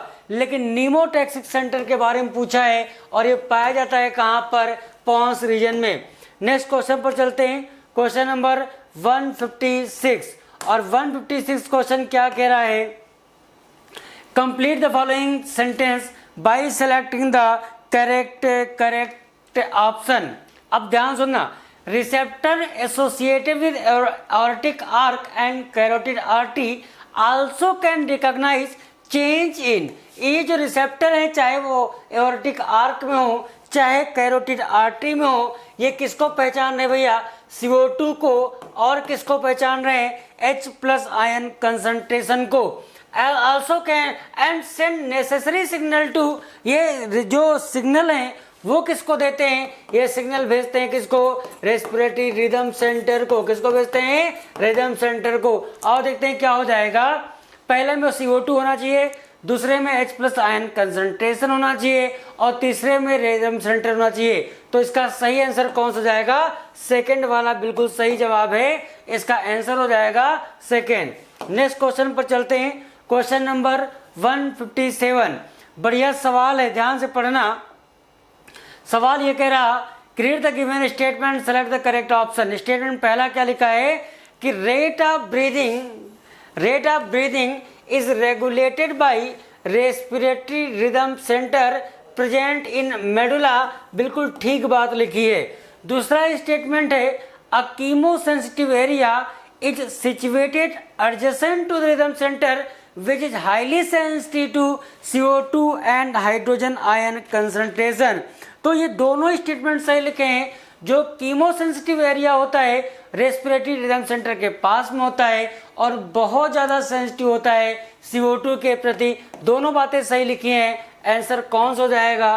पहला वाला। Both statement first and second are correct. Next question पर चलते हैं, क्वेश्चन नंबर 158 पर चलते हैं। और सवाल है कि एम्फाइसेमा, क्या सवाल है? Emphysema is a chronic condition in which alveolar walls are damaged, due to which respiratory surface is decreased, which one is major cause of this। कहते हैं एम्फाइसेमा एक क्रोनिक डिसऑर्डर है जिसमें रेस्पिरेटरी सरफेस एरिया घट जाता है। ये किसकी वजह से होता है? तो धूम्रपान की वजह से होता है, सिगरेट स्मोकिंग की वजह से होता है। आंसर हो जाएगा कौन सा? पहला वाला। नेक्स्ट क्वेश्चन पर, asthma is a difficulty in breathing causing wheezing due to inflammation of bronchi and bronchiole। कहते हैं अस्थमा में क्या होगा? इन्फ्लामेशन, सूजन हो जाएगी। कहाँ पर हो जाएगी? ब्रोंकाई और ब्रोंकियोल में। आंसर कौन सा हो जाएगा? 159 का फोर्थ वाला हो जाएगा। अब नेक्स्ट क्वेश्चन पर चलते हैं, question number 160। It is known that exposure to carbon monoxide is harmful to animal because. जो कार्बन मोनोऑक्साइड होता है हीमोग्लोबिन के साथ जुड़ जाता है, कार्बामिनो हीमोग्लोबिन बनाता है। और कार्बन मोनोऑक्साइड की एफिनिटी हीमोग्लोबिन के साथ ऑक्सीजन की तुलना में बहुत ज़्यादा 200 से 250 गुना ज़्यादा होती है। तो किसका ट्रांसपोर्ट प्रभावित हो जाएगा? It reduces oxygen transport. Answer हो जाएगा कौन सा? सेकंड वाला। नेक्स्ट क्वेश्चन पर चलते हैं, क्वेश्चन नंबर 161। और क्वेश्चन बहुत ध्यान से पढ़ना, छोटा सा क्वेश्चन है पर है बहुत अच्छा। The maximum volume of air a person can breathe in after a forced expiration. कहते हैं कि the maximum volume of air a person can breathe in, कितनी हवा मैक्सिमम हवा अंदर ले सकता है आफ्टर, खूब ताकत लगा के सांस निकालने के बाद। और इसका सही जवाब क्या होगा आप बताएं? Total lung capacity, tidal volume, vital capacity या inspiratory reserve capacity. Inspiratory capacity बराबर होता है IRV प्लस TV। ध्यान से देखना, टोटल लंग कैपेसिटी बराबर क्या होता है? IRV plus TV plus ARV plus RV। Title volume कितना होता है, छोड़ो 500 ml होता है तो बताना ही नहीं। वाइटल कैपेसिटी बराबर IRV plus TV plus ERV, ये तो होता है। सवाल है the maximum volume of air a person can breathe in, मतलब ब्रीथ कर रहा है, सांस हवा अंदर ले रहा, तो जाहिर सी बात है IRV भी हो, IRV तो होगा, साथ में जो नॉर्मल कंडीशन में सांस अंदर लेते वो भी होगा। After a forced expiration ERV को भी जोड़ दो, ERV को भी जोड़ दो, तो ये अगर IRV plus TV plus ERV बराबर क्या होता है, वाइटल कैपेसिटी, तो जाहिर सी बात है आंसर क्या हो जाएगा, थर्ड वाला हो जाएगा। नेक्स्ट क्वेश्चन पर चलते हैं। Question number 162, the oxygen haemoglobin dissociation curve will show a right shift in case of, कहते हैं ऑक्सीजन हीमोग्लोबिन जो डिसोसिएशन कर्व है वो राइट शिफ्ट कब होगा। आप टिश्यू में कंडीशन क्या होती थी, शायद आपको याद होगा, टिश्यू साइड में कंडीशन क्या होती थी, टिश्यू साइड में कंडीशन शायद यही होती थी, partial pressure of oxygen come, partial pressure of CO2 ज़्यादा, H प्लस आयन कंसंट्रेशन ज़्यादा, pH क्या था कम, टेम्परेचर क्या था ज़्यादा, और ये फेवरेबल कंडीशन थी for the dissociation of oxygen with haemoglobin. और तब ग्राफ किधर शिफ्ट होता था, राइट की तरफ शिफ्ट होता था। तो इनमें से कौन सी कंडीशन है, पार्शियल प्रेशर ऑफ CO2 क्या होना चाहिए, ज़्यादा होना चाहिए, पार्शियल प्रेशर ऑफ ऑक्सीजन कम होना चाहिए, पार्शियल प्रेशर ऑफ CO2 कम होना चाहिए, गलत है। Less H plus ion concentration, गलत, H plus ion concentration should be more ना, pH कम होना चाहिए। आंसर कौन सा जाएगा, पहला वाला। क्वेश्चन नंबर 163, एसर्शन रीजन का सवाल है सिंपल सा, और एसर्शन कह रहा ट्रेकिया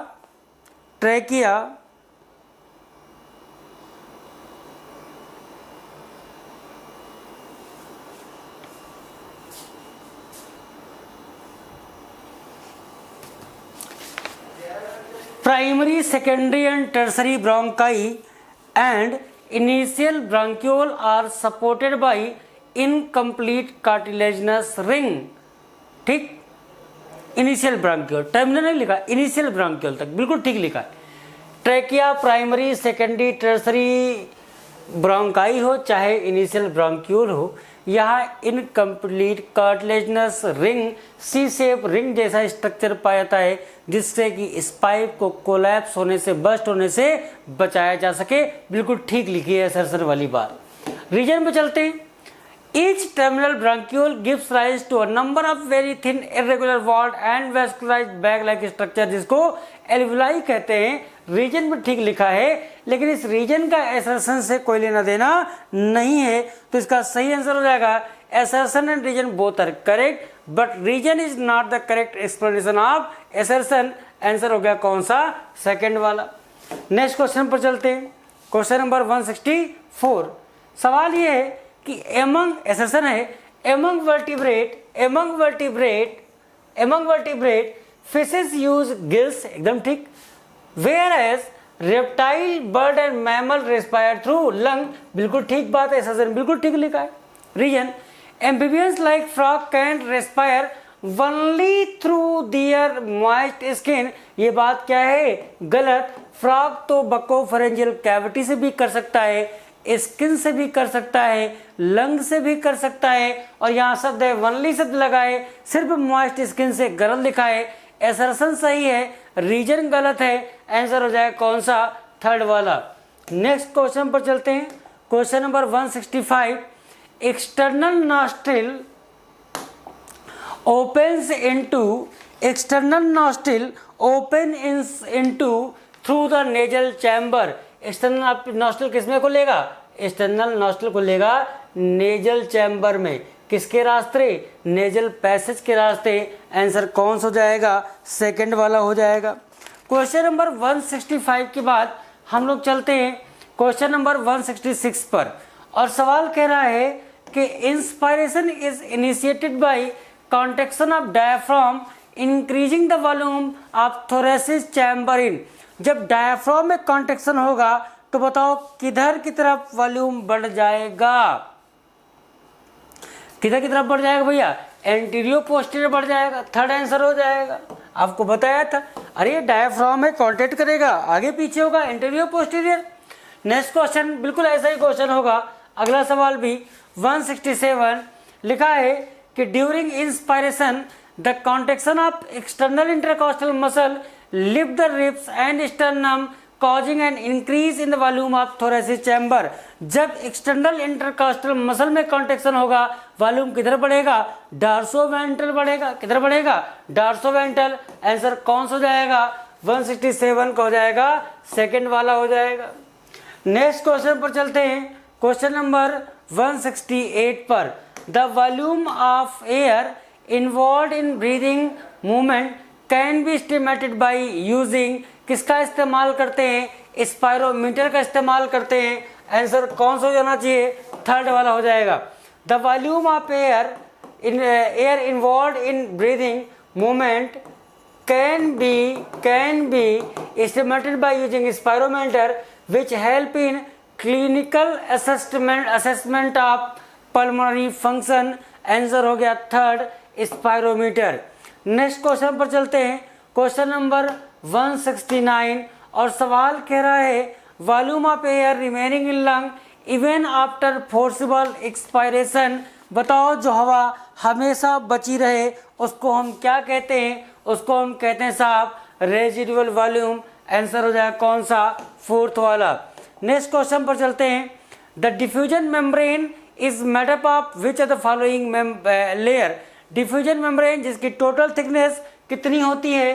टोटल थिकनेस होती है लेस देन कितनी होती है? Less than 1 millimetre. Less than 1 millimetre. ये बना होता है एल्विलाई की। अरे भाई ये क्या है? एल्विलाई। इसकी कौन सी लेयर? Thin squamous layer. ठीक। और क्या होगा? जो ब्लड कैपिलरी हैं, जो ब्लड कैपिलरी हैं उनकी इंडोथीलियम, ये भी थीलियम होती है, अंदर की तरफ इंडोथीलियम कह दिया। और इन दोनों के बीच क्या भरा होता है? Basement substance. तो जो डिफ्यूजन मेम्ब्रेन की थिकनेस है वो लेस देन 1 मिलीमीटर होती है। क्या क्या होता है? एल्विलाई की स्क्वैमस एपिथेलियम, बहुत पतली सी। ब्लड वेसल्स की इंडोथीलियम। और क्या? Basement substance in between squamous epithelium of alveoli and endothelium of alveolar capillary. तो आंसर हो जाएगा कौन सा? फोर्थ वाला। नेक्स्ट क्वेश्चन पर चलते हैं, क्वेश्चन है neural signal from pneumotaxic centre can the duration of and thereby alter the respiration. भैया रेस्पिरेटरी रेट आप बताओ, जो न्यूमोटैक्सिक सेंटर से जो न्यूरल सिग्नल आते हैं वो क्या करते हैं? वो क्या करते हैं? अरे क्या करते हैं? वो रिड्यूस कर देते हैं। अरे भाई क्या करेंगे? रिड्यूस कर देंगे। किसका ड्यूरेशन? इंस्पायरेशन का कि एक्सपायरेशन का? इंस्पायरेशन। किसका ड्यूरेशन? इंस्पायरेशन का। ये क्या करते हैं? जो न्यूमोटैक्सिक सेंटर से न्यूरल सिग्नल आते हैं वो इंस्पायरेशन के रेट को क्या करते हैं? कम कर देते हैं, जिसकी वजह से रेस्पिरेशन क्या होगा? प्रभावित हो जाएगा। आंसर हो जाएगा कौन सा इसका? सेकंड वाला। क्वेश्चन नंबर 171 के बाद 172 पर चलते हैं। 172 क्वेश्चन कह रहा है कि बताओ in which of the following industry worker do not suffer from occupational respiratory disease. अरे ग्राइंडिंग में तो होते हैं, चट्टान तोड़ोगे तब भी होगे, ब्रेड बनाने में लंग प्रभावित नहीं होते। आंसर हो जाएगा कौन सा? थर्ड वाला। इसके बाद 173 a person suffers puncture in his chest cavity in an accident without any damage to lung, its effect be। अरे भैया अगर हमारा थोरेसिक चैम्बर क्या हो? पंक्चर हो जाए, छेद हो जाए, सारी हवा बाहर निकल जाएगी ना, तो क्या होगा? ब्रीदिंग क्या होगी? बंद, सीज कर जाएगी, बंद हो जाएगी। आंसर कौन सा हो जाएगा? आंसर कौन सा हो जाएगा? अरे भाई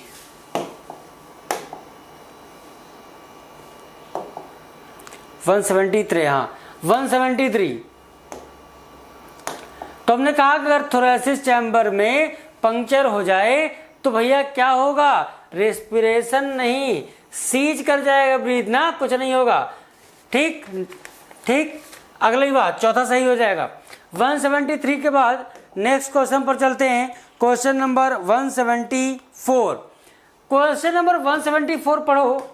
additional volume of air a person can expire by forcible expiration, मतलब टाइडल वॉल्यूम में जो हवा निकाला तो उसके बाद जो हवा निकाल सकते हैं, बताओ उसको क्या बोलते हैं? उसको बोलते हैं एक्सपायरेटरी रिजर्व वॉल्यूम। क्या बोलते हैं? ERV बोलते हैं। बोलो भैया, टाइडल वॉल्यूम में 500 निकाला हवा, उसके बाद ताकत लगा और हवा बाहर निकालना चाहते, जैसे बाबा रामदेव योगा कराते हैं वैसे, तो इसको बोलते हैं क्या?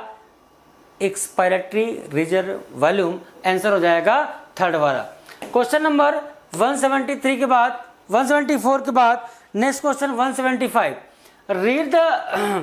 Read the following statement and select the correct option. पहला statement, about 7% of CO2 is carried in dissolve state through the plasma, बिल्कुल ठीक बात लिखी है। और दूसरा स्टेटमेंट है कि solubility of CO2 is 20 to 25 time higher than that of oxygen, ये बात भी सही लिखी है। दोनों स्टेटमेंट सही है। आंसर हो जाएगा कौन सा? फर्स्ट वाला। क्वेश्चन नंबर 175 के बाद नेक्स्ट क्वेश्चन पर चलते हैं 176 पर। क्वेश्चन नंबर 176 करा, pharynx open through larynx region into the trachea, और ये बात बिल्कुल ठीक लिखी, फायरिंग्स जो कॉमन पैसेज है for both food and air. अगली बात, 100 ml डीऑक्सीजनेटेड ब्लड कितने ml CO2 देता है एल्विलाई को? 4 ml CO2 देता है एल्विलाई को, ये बात बिल्कुल ठीक लिखी हुई है। और तीसरा है, trachea straight tube extending up to the mid thoracic cavity which divide at the level of 5th thoracic vertebrae, ये बात भी सही लिखी है। आंसर कौन सा हो जाएगा? चौथा वाला हो जाएगा। Question number 177, the part starting with the external nostril up to terminal bronchiole constitute the conducting part. और दूसरी बात लिखी है the conducting part transport the atmospheric air to alveoli, clear it from foreign particle, humidify and also bring the air to body temperature. देखो भैया, external nostril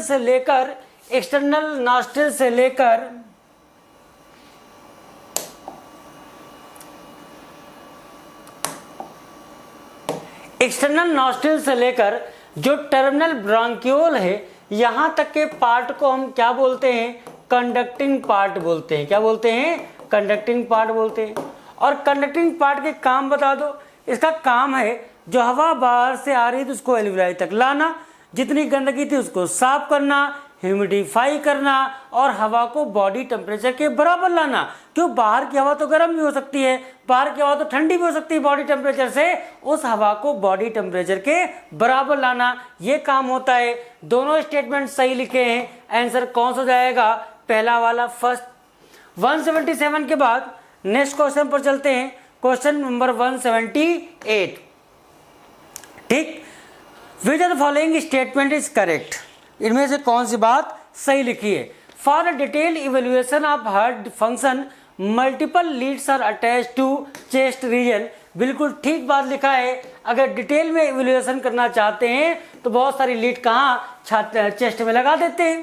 ठीक, the end of T wave mark the end of systole, बिल्कुल ठीक लिखा है। ECG a graphical representation of the electrical activity of heart during a cardiac cycle। Answer कौन सा जाएगा? चौथा। कोई बहुत कठिन क्वेश्चन नहीं था। नेक्स्ट क्वेश्चन पर चलते हैं 179। 179 नंबर क्वेश्चन क्या कह रहा है? Each peak in the ECG is identified with a letter from P to T that correspond to a specific electrical activity of heart। PQRST का नाम सुना ही होगा। अरे बोलो यार, PQRST ना, तो P वेव का नाम सुनते हैं, QRS कॉम्प्लेक्स का नाम सुनते हैं, और नाम सुनते हैं किसका? T wave. बिल्कुल ठीक बात लिखी है भैया। स्टेटमेंट सेकंड है, a high blood pressure lead to heart disease and also affect vital organ, जैसे ब्रेन और किडनी। दोनों बातें सही लिखी हैं। आंसर हो जाएगा कौन सा? पहला वाला। क्वेश्चन नंबर 179 के बाद नेक्स्ट क्वेश्चन पर चलते हैं 180।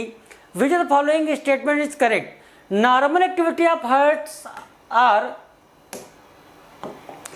Regulated intrinsically, hence the heart is called myogenic. हम जानते हैं कि जो हम लोग हैं, हमारा हार्ट कैसा है? मायोजेनिक। कैसा हार्ट है भैया? मायोजेनिक है। अच्छा, कोई अगर पूछे कि मायोजेनिक का मतलब क्या होता है? अरे भाई, बाहर से करंट तो लगाई नहीं पड़ती, हार्ट को अपने मन से ही चलता रहता है, तो क्या बोलते हैं? Myogenic. Neural signal through the sympathetic nervous system, और सिंपैथेटिक नर्वस सिस्टम एएनएस का पार्ट है, can also increase the rate of heart beat. बिल्कुल ठीक लिखा है। Parasympathetic neural signal decreases the rate of heart beat, speed of conduction of action potential and thereby the cardiac output. दोनों बातें सही लिखी हैं। जो सिंपैथेटिक नर्वस सिस्टम है वो हार्ट बीट के रेट को बढ़ा सकता है, पैरासिम्पैथेटिक क्या करेगा? कम कर सकता है। अगर हार्ट बीट कम हो गई, मतलब क्या हुआ होगा? एक्शन पोटेंशियल, जो कंडक्शन तक बिजली दौड़ रही थी वो कम हुई, तो क्या होगा? कार्डियक आउटपुट भी क्या होगा? कम हो जाएगा। आंसर कौन सा हो जाएगा इसका? फोर्थ वाला, चौथा आंसर हो जाएगा ना। तो ये क्वेश्चन नंबर कौन सा था? 180। नेक्स्ट क्वेश्चन पर चलते हैं। Question number 181। 181 नंबर सवाल क्या कह रहा? During a cardiac cycle each ventricle pumps out approximately 100 ml of blood which is called। प्रत्येक कार्डियक साइकिल के समय प्रत्येक वेंट्रिकल 70 ml ब्लड पंप करती है। बताओ उसको हम क्या बोलेंगे? उसको हम बोलते हैं क्या? स्ट्रोक वॉल्यूम बोलते हैं। आंसर कौन सा हो जाएगा? सेकंड वाला। ठीक भाई। क्वेश्चन नंबर 181 के बाद हम देखते हैं question number 182। Lymph is modified blood that contains. अच्छा, लिम्फ कैसा फ्लूइड होता है भाई? लिम्फ वाइट कलर का होता है, या हम कह दें कलरलेस फ्लूइड होता है। और लिम्फ में क्या होता है? लिम्फ बेसिकली लिम्फोसाइट पाए जाते हैं। क्या पाए जाते हैं? लिम्फोसाइट। यहाँ पर बड़े बड़े प्रोटीन या यूँ कह दो ज़्यादातर फॉर्म्ड एलिमेंट जैसे प्लेटलेट वगैरह आरबीसी यहाँ पर नहीं पाए जाते। छोटे साइज के प्रोटीन मॉलिक्यूल पाए जाते हैं। तो WBC, और WBC में स्पेशली हमने क्या नाम बताया? लिम्फोसाइट का नाम बताया ना। कुछ प्रोटीन पाए जाते हैं लेकिन कोई प्लेटलेट यहाँ नहीं पाए जाते। आंसर कौन सा हो जाएगा? थर्ड। क्वेश्चन नंबर 182 के बाद next question 183। Read the following statement and select the correct option. और देखते हैं भाई क्या स्टेटमेंट लिखे। पहला स्टेटमेंट लिखा है कि the atrium and ventricle of the same side are also separated by a thick fibrous tissue called atrioventricular septum. बिल्कुल ठीक बात लिखी। ये मान लो हार्ट है, ठीक। Right atria, right ventricle, left atria, left ventricle. तो कहते हैं कि जो एट्रिया और वेंट्रिकल सेम साइड के, चाहे राइट साइड के हो या लेफ्ट साइड के, ये भी अलग होते हैं एक दूसरे से। और जिसके द्वारा अलग होते हैं, जिस दीवार के द्वारा अलग होते हैं, उसको हम क्या बोलते हैं? Atrioventricular septum. क्या बोलते हैं भैया उसको? इसको हम बोलते हैं AV सेप्टम ना। ठीक। नेक्स्ट स्टेटमेंट है the opening of the right and left ventricle into pulmonary artery and aorta. यहाँ से पाइप निकलती क्या बोलते हैं? Pulmonary artery. यहाँ से पाइप निकलती क्या बोलते हैं? एओर्टा बोलते हैं। यहाँ की जो ओपनिंग है, यहाँ पर भी कोई वॉल पाई जाती है और इस वॉल को हम बोलते हैं सेमिलुनर वॉल। क्या बोलते हैं भाई? Semilunar wall. तो पहला स्टेटमेंट भी सही लिखा है, दूसरा भी सही लिखा है, क्योंकि दोनों स्टेटमेंट सही हैं। आंसर कौन सा हो जाएगा? First. Both statement first and second are correct. Question number 183 के बाद नेक्स्ट क्वेश्चन पर चलते हैं। Question number 184। Which of the following is phagocytic cell and destroy foreign organism entering the body. Question number 184 में पूछा गया है कि इनमें से कौन सी सेल ऐसी हैं जो फैगोसिटिक होती हैं। तो दो सेल ऐसी हैं जो फैगोसिटिक होती हैं, एक तो न्यूट्रोफिल और दूसरा मोनोसाइट। ये फॉरेन पार्टिकल को खाने का काम करती होंगी। अच्छा जी, बेसोफिल के बारे में आपका क्या कहना है? बेसोफिल का काम क्या होता है? बेसोफिल इन्फ्लामेशन, स्वेलिंग में होती है ना, और ये सिक्रीट करती हैं, आपको नाम याद रखना पड़ेगा, हिपेरिन, हिस्टामिन, और सिक्रीट करती हैं सीरोटोनिन। ठीक। Involve in inflammation. किसके बारे में बता रहे हैं? बेसोफिल के बारे में बता रहे हैं। ठीक। तो फैगोसिटिक सेल दो हैं, न्यूट्रोफिल और मोनोसाइट। आंसर कौन सा हो जाएगा? फोर्थ वाला हो जाएगा 184 का। ठीक। क्वेश्चन नंबर 185 पर चलते हैं। क्वेश्चन 185 क्या कह रहा? Lung do not collapse between breath and some air always remains in the lung. जो हवा हमेशा बची रहती लंग में, जो बाहर कभी नहीं निकलती, उसको हम क्या बोलते हैं? आपने शब्द सुना होगा रेजिडुअल वॉल्यूम। क्या बोलते हैं? रेजिडुअल वॉल्यूम बोलते हैं ना। जो हवा कभी बाहर नहीं निकलती, जो हमेशा बची रहती है, उसको बोलते हैं रेजिडुअल वॉल्यूम। ठीक। Always remain the lung which can never be expelled because. ऐसा क्यों होता है? ऐसा इसलिए होता है कि लंग का जो इंट्रापल्मोनरी प्रेशर है एटमॉस्फेयर की तुलना में कम होता है। तो हम अगर उसके रेस्पेक्ट में बात करें, हम कह सकते हैं कम है, तो मतलब कह सकते हैं निगेटिव। तो there is a negative intrapleural pressure pulling the lungs wall. इसका आंसर हो जाएगा सेकेंड, और शायद ये नीट का पूछा गया सवाल भी है। There is a negative intrapleural pressure pulling at the lung wall. हमने कहा कि दो ब्रीथ के बीच में लंग कभी कोलैप्स नहीं करते, हमेशा कुछ ना कुछ हवा उसमें बची रहती है, और जो हवा बची रहती है उसको रेजिडुअल वॉल्यूम कहते हैं। ये हवा निकल क्यों नहीं पाती?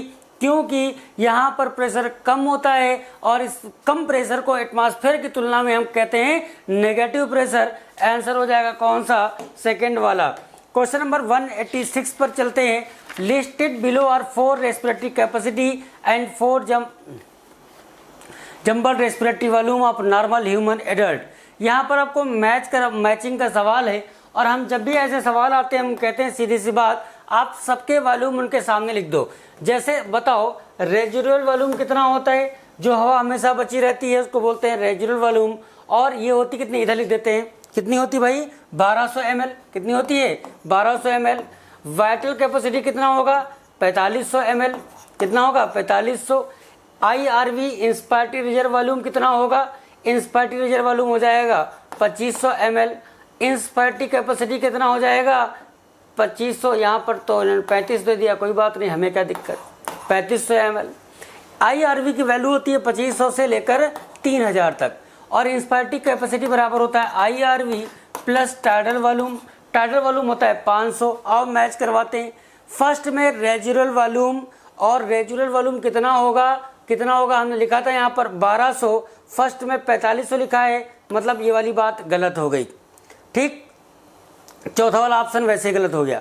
थर्ड ऑप्शन चलते हैं। फोर्थ में लिखा है 3500 ml, चलो ठीक है, काम चलेगा, और फर्स्ट में लिखा है 1200 ml, बिल्कुल ठीक बात लिखी है यहाँ पर। सेकंड पर चलते हैं।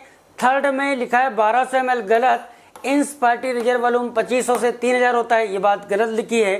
फर्स्ट में सेकेंड ऑप्शन में वाइटल कैपेसिटी, और वाइटल कैपेसिटी 2500 ml नहीं होती, ये वाली बात भी गलत है। सही आंसर कौन सा जाएगा? थर्ड वाला। ये मैचिंग का सवाल, ऐसा सवाल कभी पूछा जाए आप उसके सामने वॉल्यूम तुरंत लिख लो, उसके बाद मैच करवा लो, बड़ा आसान सा सवाल होता है। नेक्स्ट क्वेश्चन पर चलते हैं। क्वेश्चन नंबर 187, और 187 सवाल क्या कह रहा है कि due to increasing airborne allergens and pollutant, many people in urban areas are suffering from respiratory disorder that causes wheezing due to। शहरी क्षेत्रों में रहने वाले लोग कहते हैं वहाँ पर बहुत सारे एयरबॉर्न पैथोजन या एलर्जेंस या पोल्यूटेंट के कारण उनको रेस्पिरेटरी दिक्कत हो जाती है।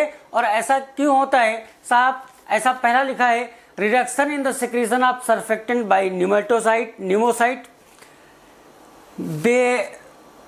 benign growth and mucus lining of nasal cavity, inflammation of bronchi and bronchioles, proliferation of fibrous tissue and damage of the alveolar wall। ऐसा इसलिए होता है कि ब्रोंकाई और ब्रोंकियोल में इन्फ्लामेशन, स्वेलिंग हो जाती है। सही आंसर होना चाहिए इसका, सही आंसर इसका होना चाहिए 187 का थर्ड वाला। नेक्स्ट क्वेश्चन पर चलते हैं। क्वेश्चन नंबर 188, और 188 क्वेश्चन क्या कह रहा? ये तो हमको लगता है बड़ा आसान सा सवाल है। आप पढ़ते हैं। Adult human RBC are enucleated. हमने आपको बताया था कि शुरुआत में तो न्यूक्लियस पाया जाता है, शुरुआत में तो न्यूक्लियस पाया जाता है आरबीसी में, एडल्ट हम लोग ह्यूमन की मेमल्स की बात कर रहे हैं। लेकिन मेच्योरिटी होने पर ये न्यूक्लियस इससे बाहर निकल जाता है, और शेप कैसा हो जाता है? बाइकॉन्केव। ऐसा शेप क्यों है? ऐसा एडाप्टेशन क्यों है कि न्यूक्लियस निकल गया, जिससे कि अंदर खूब सारा इंटरनल स्पेस मिल जाए और ऑक्सीजन के ट्रांसपोर्टेशन में कोई दिक्कत ना होने पाए। तो आंसर हो जाएगा all their internal spaces available for oxygen transport, D वाला। फोर्थ आंसर होगा ओनली डी। पहला वाला क्यों नहीं होगा? they do not need to reproduce, गलत, they are somatic cell, they do not metabolize, nucleus निकलने से इसका कोई संबंध नहीं है, सिर्फ चौथी बात सही लिखी है। क्वेश्चन नंबर 189 पर चलते हैं और 189 नंबर सवाल कह रहा, a certain road accident patient with unknown blood group need immediate blood transfusion. His one doctor friend at once offer his blood. What was the blood group of the donor? कहते हैं कि एक लोग का accident होगा और उनको तुरंत ब्लड की आवश्यकता थी। एक उनके मित्र ने कहा मेरा ब्लड ले लो, काम चल जाएगा, बताओ उस डोनर का ब्लड ग्रुप क्या रहा होगा। हम जानते हैं कि जो ब्लड ग्रुप ओ होता है वो सबको ब्लड दे सकता है, चाहे ए वाला हो, चाहे बी वाला हो, या ए बी वाला हो, या ओ वाला हो। ओ वाला ओ वाले को तो दे ही सकता है, ए वाले को भी दे सकता है, ए बी वाले को भी दे सकता है और बी वाले को भी दे सकता है। इसीलिए इसको बोला जाता है क्या, यूनिवर्सल डोनर। क्या बोलते हैं, यूनिवर्सल डोनर। और ऐसा इसलिए होता है क्योंकि यहाँ पर कोई एंटीजन नहीं पाए जाते। कहाँ पर, ब्लड ग्रुप ओ में। ठीक, तो आंसर हो जाएगा कौन सा, थर्ड वाला। ये भी नीट का पूछा गया सवाल है, ब्लड ग्रुप ओ हो जाएगा। यूनिवर्सल डोनर ओ है, सबको ब्लड दे सकता है ना। अगर अगला सवाल की बात करी जाए, the figure show a human, ये आपको फिगर पहचान के बताना है किसका डायग्राम है। तो ये डायग्राम बना हुआ है, ये डायग्राम किसका बना हुआ है, पहचान के बताओ। ये डायग्राम है साहब बेसोफिल का, और बेसोफिल के बारे में बताया था ये सिक्रीट करता है हेपेरिन, हिस्टामाइन और सीरोटोनिन। इसका रोल होता है इन्फ्लामेशन में, स्वेलिंग में। सही आंसर कौन सा जाएगा, फर्स्ट वाला। क्वेश्चन नंबर 190 के बाद नेक्स्ट क्वेश्चन पर चलते हैं 191 पर और पढ़ते हैं क्या, which type of white blood cells are concern with the release of histamine and natural anticoagulant heparin. हम बार बार बता रहे हैं उतनी देर से कि जो बेसोफिल है हिपेरिन, हिस्टामिन और सीरोटोनिन का सिक्रीशन करता है, इन्फ्लामेशन में इन्वॉल्व होता है। आंसर हो जाएगा कौन सा, फोर्थ वाला। नेक्स्ट क्वेश्चन पर चलते हैं 192। यहाँ पर आपको पहचान के बताना है ईसीजी के बारे में। तो जो पी वेव होती हैं वो रिप्रेजेंट करती हैं क्या, depolarisation of atria. P wave क्या रिप्रेजेंट करेंगी, अरे यहाँ लिख दे रहे भाई, पी वेव क्या रिप्रेजेंट करेंगी, पी वेव रिप्रेजेंट करती हैं डीपोलराइजेशन ऑफ एट्रिया। ठीक, अच्छा क्यूआरएस कॉम्प्लेक्स क्या बताता है, क्यूआरएस कॉम्प्लेक्स बताता है depolarisation of ventricle, depolarisation of ventricle कौन बताएगा, क्यूआरएस कॉम्प्लेक्स बताएगा। और टी वेव क्या बताती हैं, ये बताती हैं एंड ऑफ सिस्टोल। क्या बताती हैं, एंड ऑफ सिस्टोल। किसके बारे में पूछा गया, पी वेव के बारे में पूछा गया। तो भैया कॉन्ट्रैक्शन, या पहला चौथा ऑप्शन है initiation of the ventricle contraction of the both atria, या end of systole, beginning of systole. सही आंसर हो जाएगा थर्ड। ये एट्रियल कॉन्ट्रैक्शन को एक्साइटेशन ऑफ एट्रिया को बताती हैं, उसी को डीपोलराइजेशन ऑफ एट्रिया बोलते हैं। नेक्स्ट क्वेश्चन पर चलते हैं, क्वेश्चन नंबर 193। ये बड़ा अच्छा सवाल है, जरा पढ़ना क्या लिखा है। लिखा है what would be the heart rate of person if the cardiac output is 5 litre, blood volume in the ventricle at the end of diastole is 100 ml and at the end of ventricular systole is 50 ml। आओ पढ़ते भैया इस सवाल के बारे में क्या लिखा है। हम जानते हैं कि कार्डियक आउटपुट बराबर होता है heart rate into stroke volume, heart rate into stroke volume. यहाँ डायरेक्ट स्ट्रोक वॉल्यूम तो दिया नहीं है, यहाँ पर क्या दिया है कि blood volume at the end of ventricular diastole and at the end of ventricular systole. तो आपको यहाँ पर सॉल्व करना है। कार्डियक आउटपुट दिया है कितना, 5000 ml, 5 लीटर दिया था, हमने ml में कन्वर्ट कर लिया। आपसे यहाँ पर हार्ट रेट पूछा है, स्ट्रोक वॉल्यूम दिया नहीं है। तो स्ट्रोक वॉल्यूम निकालने का तरीका है, आप क्या कर सकते हो, diastolic volume minus systolic volume, diastolic minus systolic volume. अच्छा बताओ, हार्ट रेट तो हमें पता ही करना था और इनको सॉल्व करेंगे क्या आएगा। डायस्टोलिक वॉल्यूम दिया है कितना, 100 ml और सिस्टोलिक वॉल्यूम कितना दिया है, सिस्टोलिक कितना दिया है 50 ml। 100 - 50 कर देंगे। कार्डियक ये आउटपुट दिया था तो हार्ट रेट बराबर आसानी से हम सॉल्व कर सकते हैं। क्या आएगा 5000 ml अपान 50 ml सॉल्व करेंगे, हार्ट रेट क्या आ जाएगा 100, क्या जाएगा भैया 100 बीट्स पर मिनट। सही आंसर हो जाएगा कौन सा 193 का फोर्थ वाला। नेक्स्ट क्वेश्चन पर चलते हैं। Question number 194, blood pressure in pulmonary artery is. भैया पल्मोनरी आर्टरी में पल्मोनरी वेन की तुलना में ब्लड प्रेशर ज़्यादा होगा, तो आंसर कौन सा हो जाएगा 194 में आंसर कौन सा हो जाएगा पहला वाला। अच्छा ऐसा क्यों होता है, कोई अगर आपसे पूछे, जाहिर सी बात है जब हार्ट ने ब्लड पंप किया था तो पल्मोनरी आर्टरी में गया था, वहाँ से लंग में। पल्मोनरी वेन में कहाँ से आ रहा था, लंग से हार्ट में आ रहा था। तो पल्मोनरी आर्टरी में ब्लड प्रेशर पल्मोनरी वेन की तुलना, अरे भाई ये है हार्ट लो बना दिया। अब यहाँ से ब्लड गया पल्मोनरी आर्टरी के रास्ते कहाँ पर, लंग में गया। कहाँ पर गया, अरे लंग में गया, और यहाँ से कहाँ रहा, हार्ट में आ रहा। जो ले जा रही है लंग तरफ पल्मोनरी आर्टरी, ये कौन है पल्मोनरी वेन। ये ब्लड हार्ट के कॉन्ट्रैक्शन के कारण यहाँ पर प्रेशर क्या था, इस पाइप में ज़्यादा था। आंसर हो जाएगा कौन सा पहला वाला। नेक्स्ट क्वेश्चन पर चलते हैं। आपको इस डायग्राम को देख के पहचानना है कि कौन सी पाइप कौन है। अच्छा बताओ, जो पाइप लंग को ब्लड ले जाती है ये वाली, इसको हम क्या बोलते हैं, इसको हम साहब बोलते हैं पल्मोनरी आर्टरी। क्या बोलते हैं, पल्मोनरी आर्टरी। जो लाती है उसको हम क्या बोलते हैं, उस पाइप को हम बोलते हैं पल्मोनरी वेन। क्या बोलते हैं, पल्मोनरी वेन। जो पूरे शरीर से ब्लड ला रही थी हार्ट में, इस पाइप को हम क्या बोलते हैं, वेना कावा बोलते हैं। और जो पूरे शरीर में ब्लड ले जा रही थी, उस पाइप को हम क्या बोलते हैं, डार्सल एओर्टा बोलते हैं, डार्सल एओर्टा बोलते हैं। आओ देखते हैं। सी वेना कावा बिल्कुल ठीक लिखा है, takes blood from body part to right auricle, बिल्कुल सही। जो पाइप है बॉडी है सी वाली वेना कावा, ये पूरे शरीर से खून राइट आर्टिकल में ले जा रही, राइट एट्रिया में ले जा रही है। और चूंकि ये ब्लड कैसा था, ये ब्लड कैसा था, डीऑक्सीजनेटेड ब्लड था। और हम जानते हैं कि डीऑक्सीजनेटेड ब्लड का पार्शियल प्रेशर CO2 का कितना होता है 45 mmHg। बिल्कुल सही आंसर लिखा है। डी लिखा है डार्सल एओर्टा, ये डार्सल एओर्टा नहीं है, गलत लिखा हुआ है। ए लिखा है पल्मोनरी वेन, बिल्कुल ठीक लिखा है। और टेक्स इम्प्योर ब्लड नहीं ले जा रही, यहाँ से साफ खून ऑक्सीजनेटेड ब्लड जा रहा, ये गलत लिखा है। बी है पल्मोनरी आर्टरी, बिल्कुल बी है पल्मोनरी आर्टरी ना, बी तो है डार्सल एओर्टा, ये बात भी गलत हो गई। सही आंसर कौन सा हो गया 195 का पहला वाला।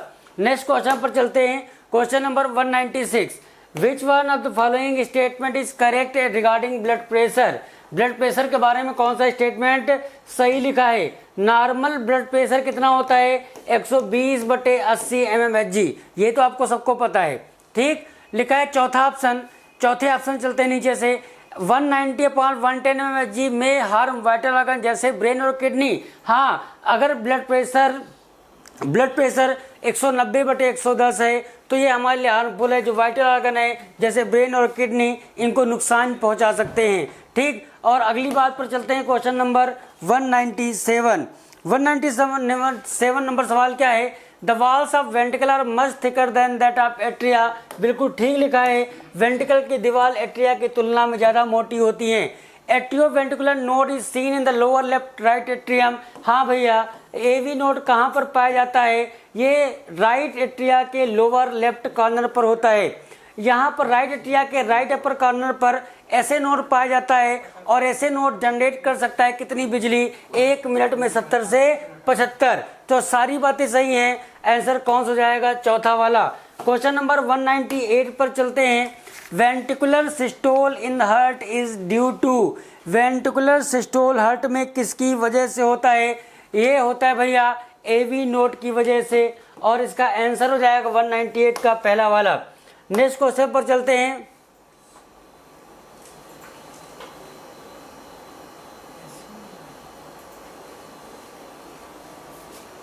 वन 199 पर चलते हैं। Which of the following statement is correct. Heart beat 72 time per minute. The first heart sound कौन सी होगी, लब होगी। Associated with the closure of tricuspid and bicuspid valve, ये बात भी सही है, ये भी सही लिखी है। Second heart sound dub associated with the closure of semilunar valve, ये बात भी सही लिखी है। आंसर कौन सा जाएगा? चौथा वाला। और नेक्स्ट क्वेश्चन पर चलते हैं 200। In a surface ECG the QRS complex represent, भैया हमने बताया था P wave depolarisation of atria, QRS complex depolarisation of ventricular. तो आंसर कौन सा जाएगा इसका? 200 का कौन सा जाएगा? थर्ड वाला। कौन सा जाएगा भाई? थर्ड वाला। तो उम्मीद है कि आपका पेपर अच्छा हुआ होगा, आप अपने सारे आंसर मैच करवा सकते हैं। Thank you.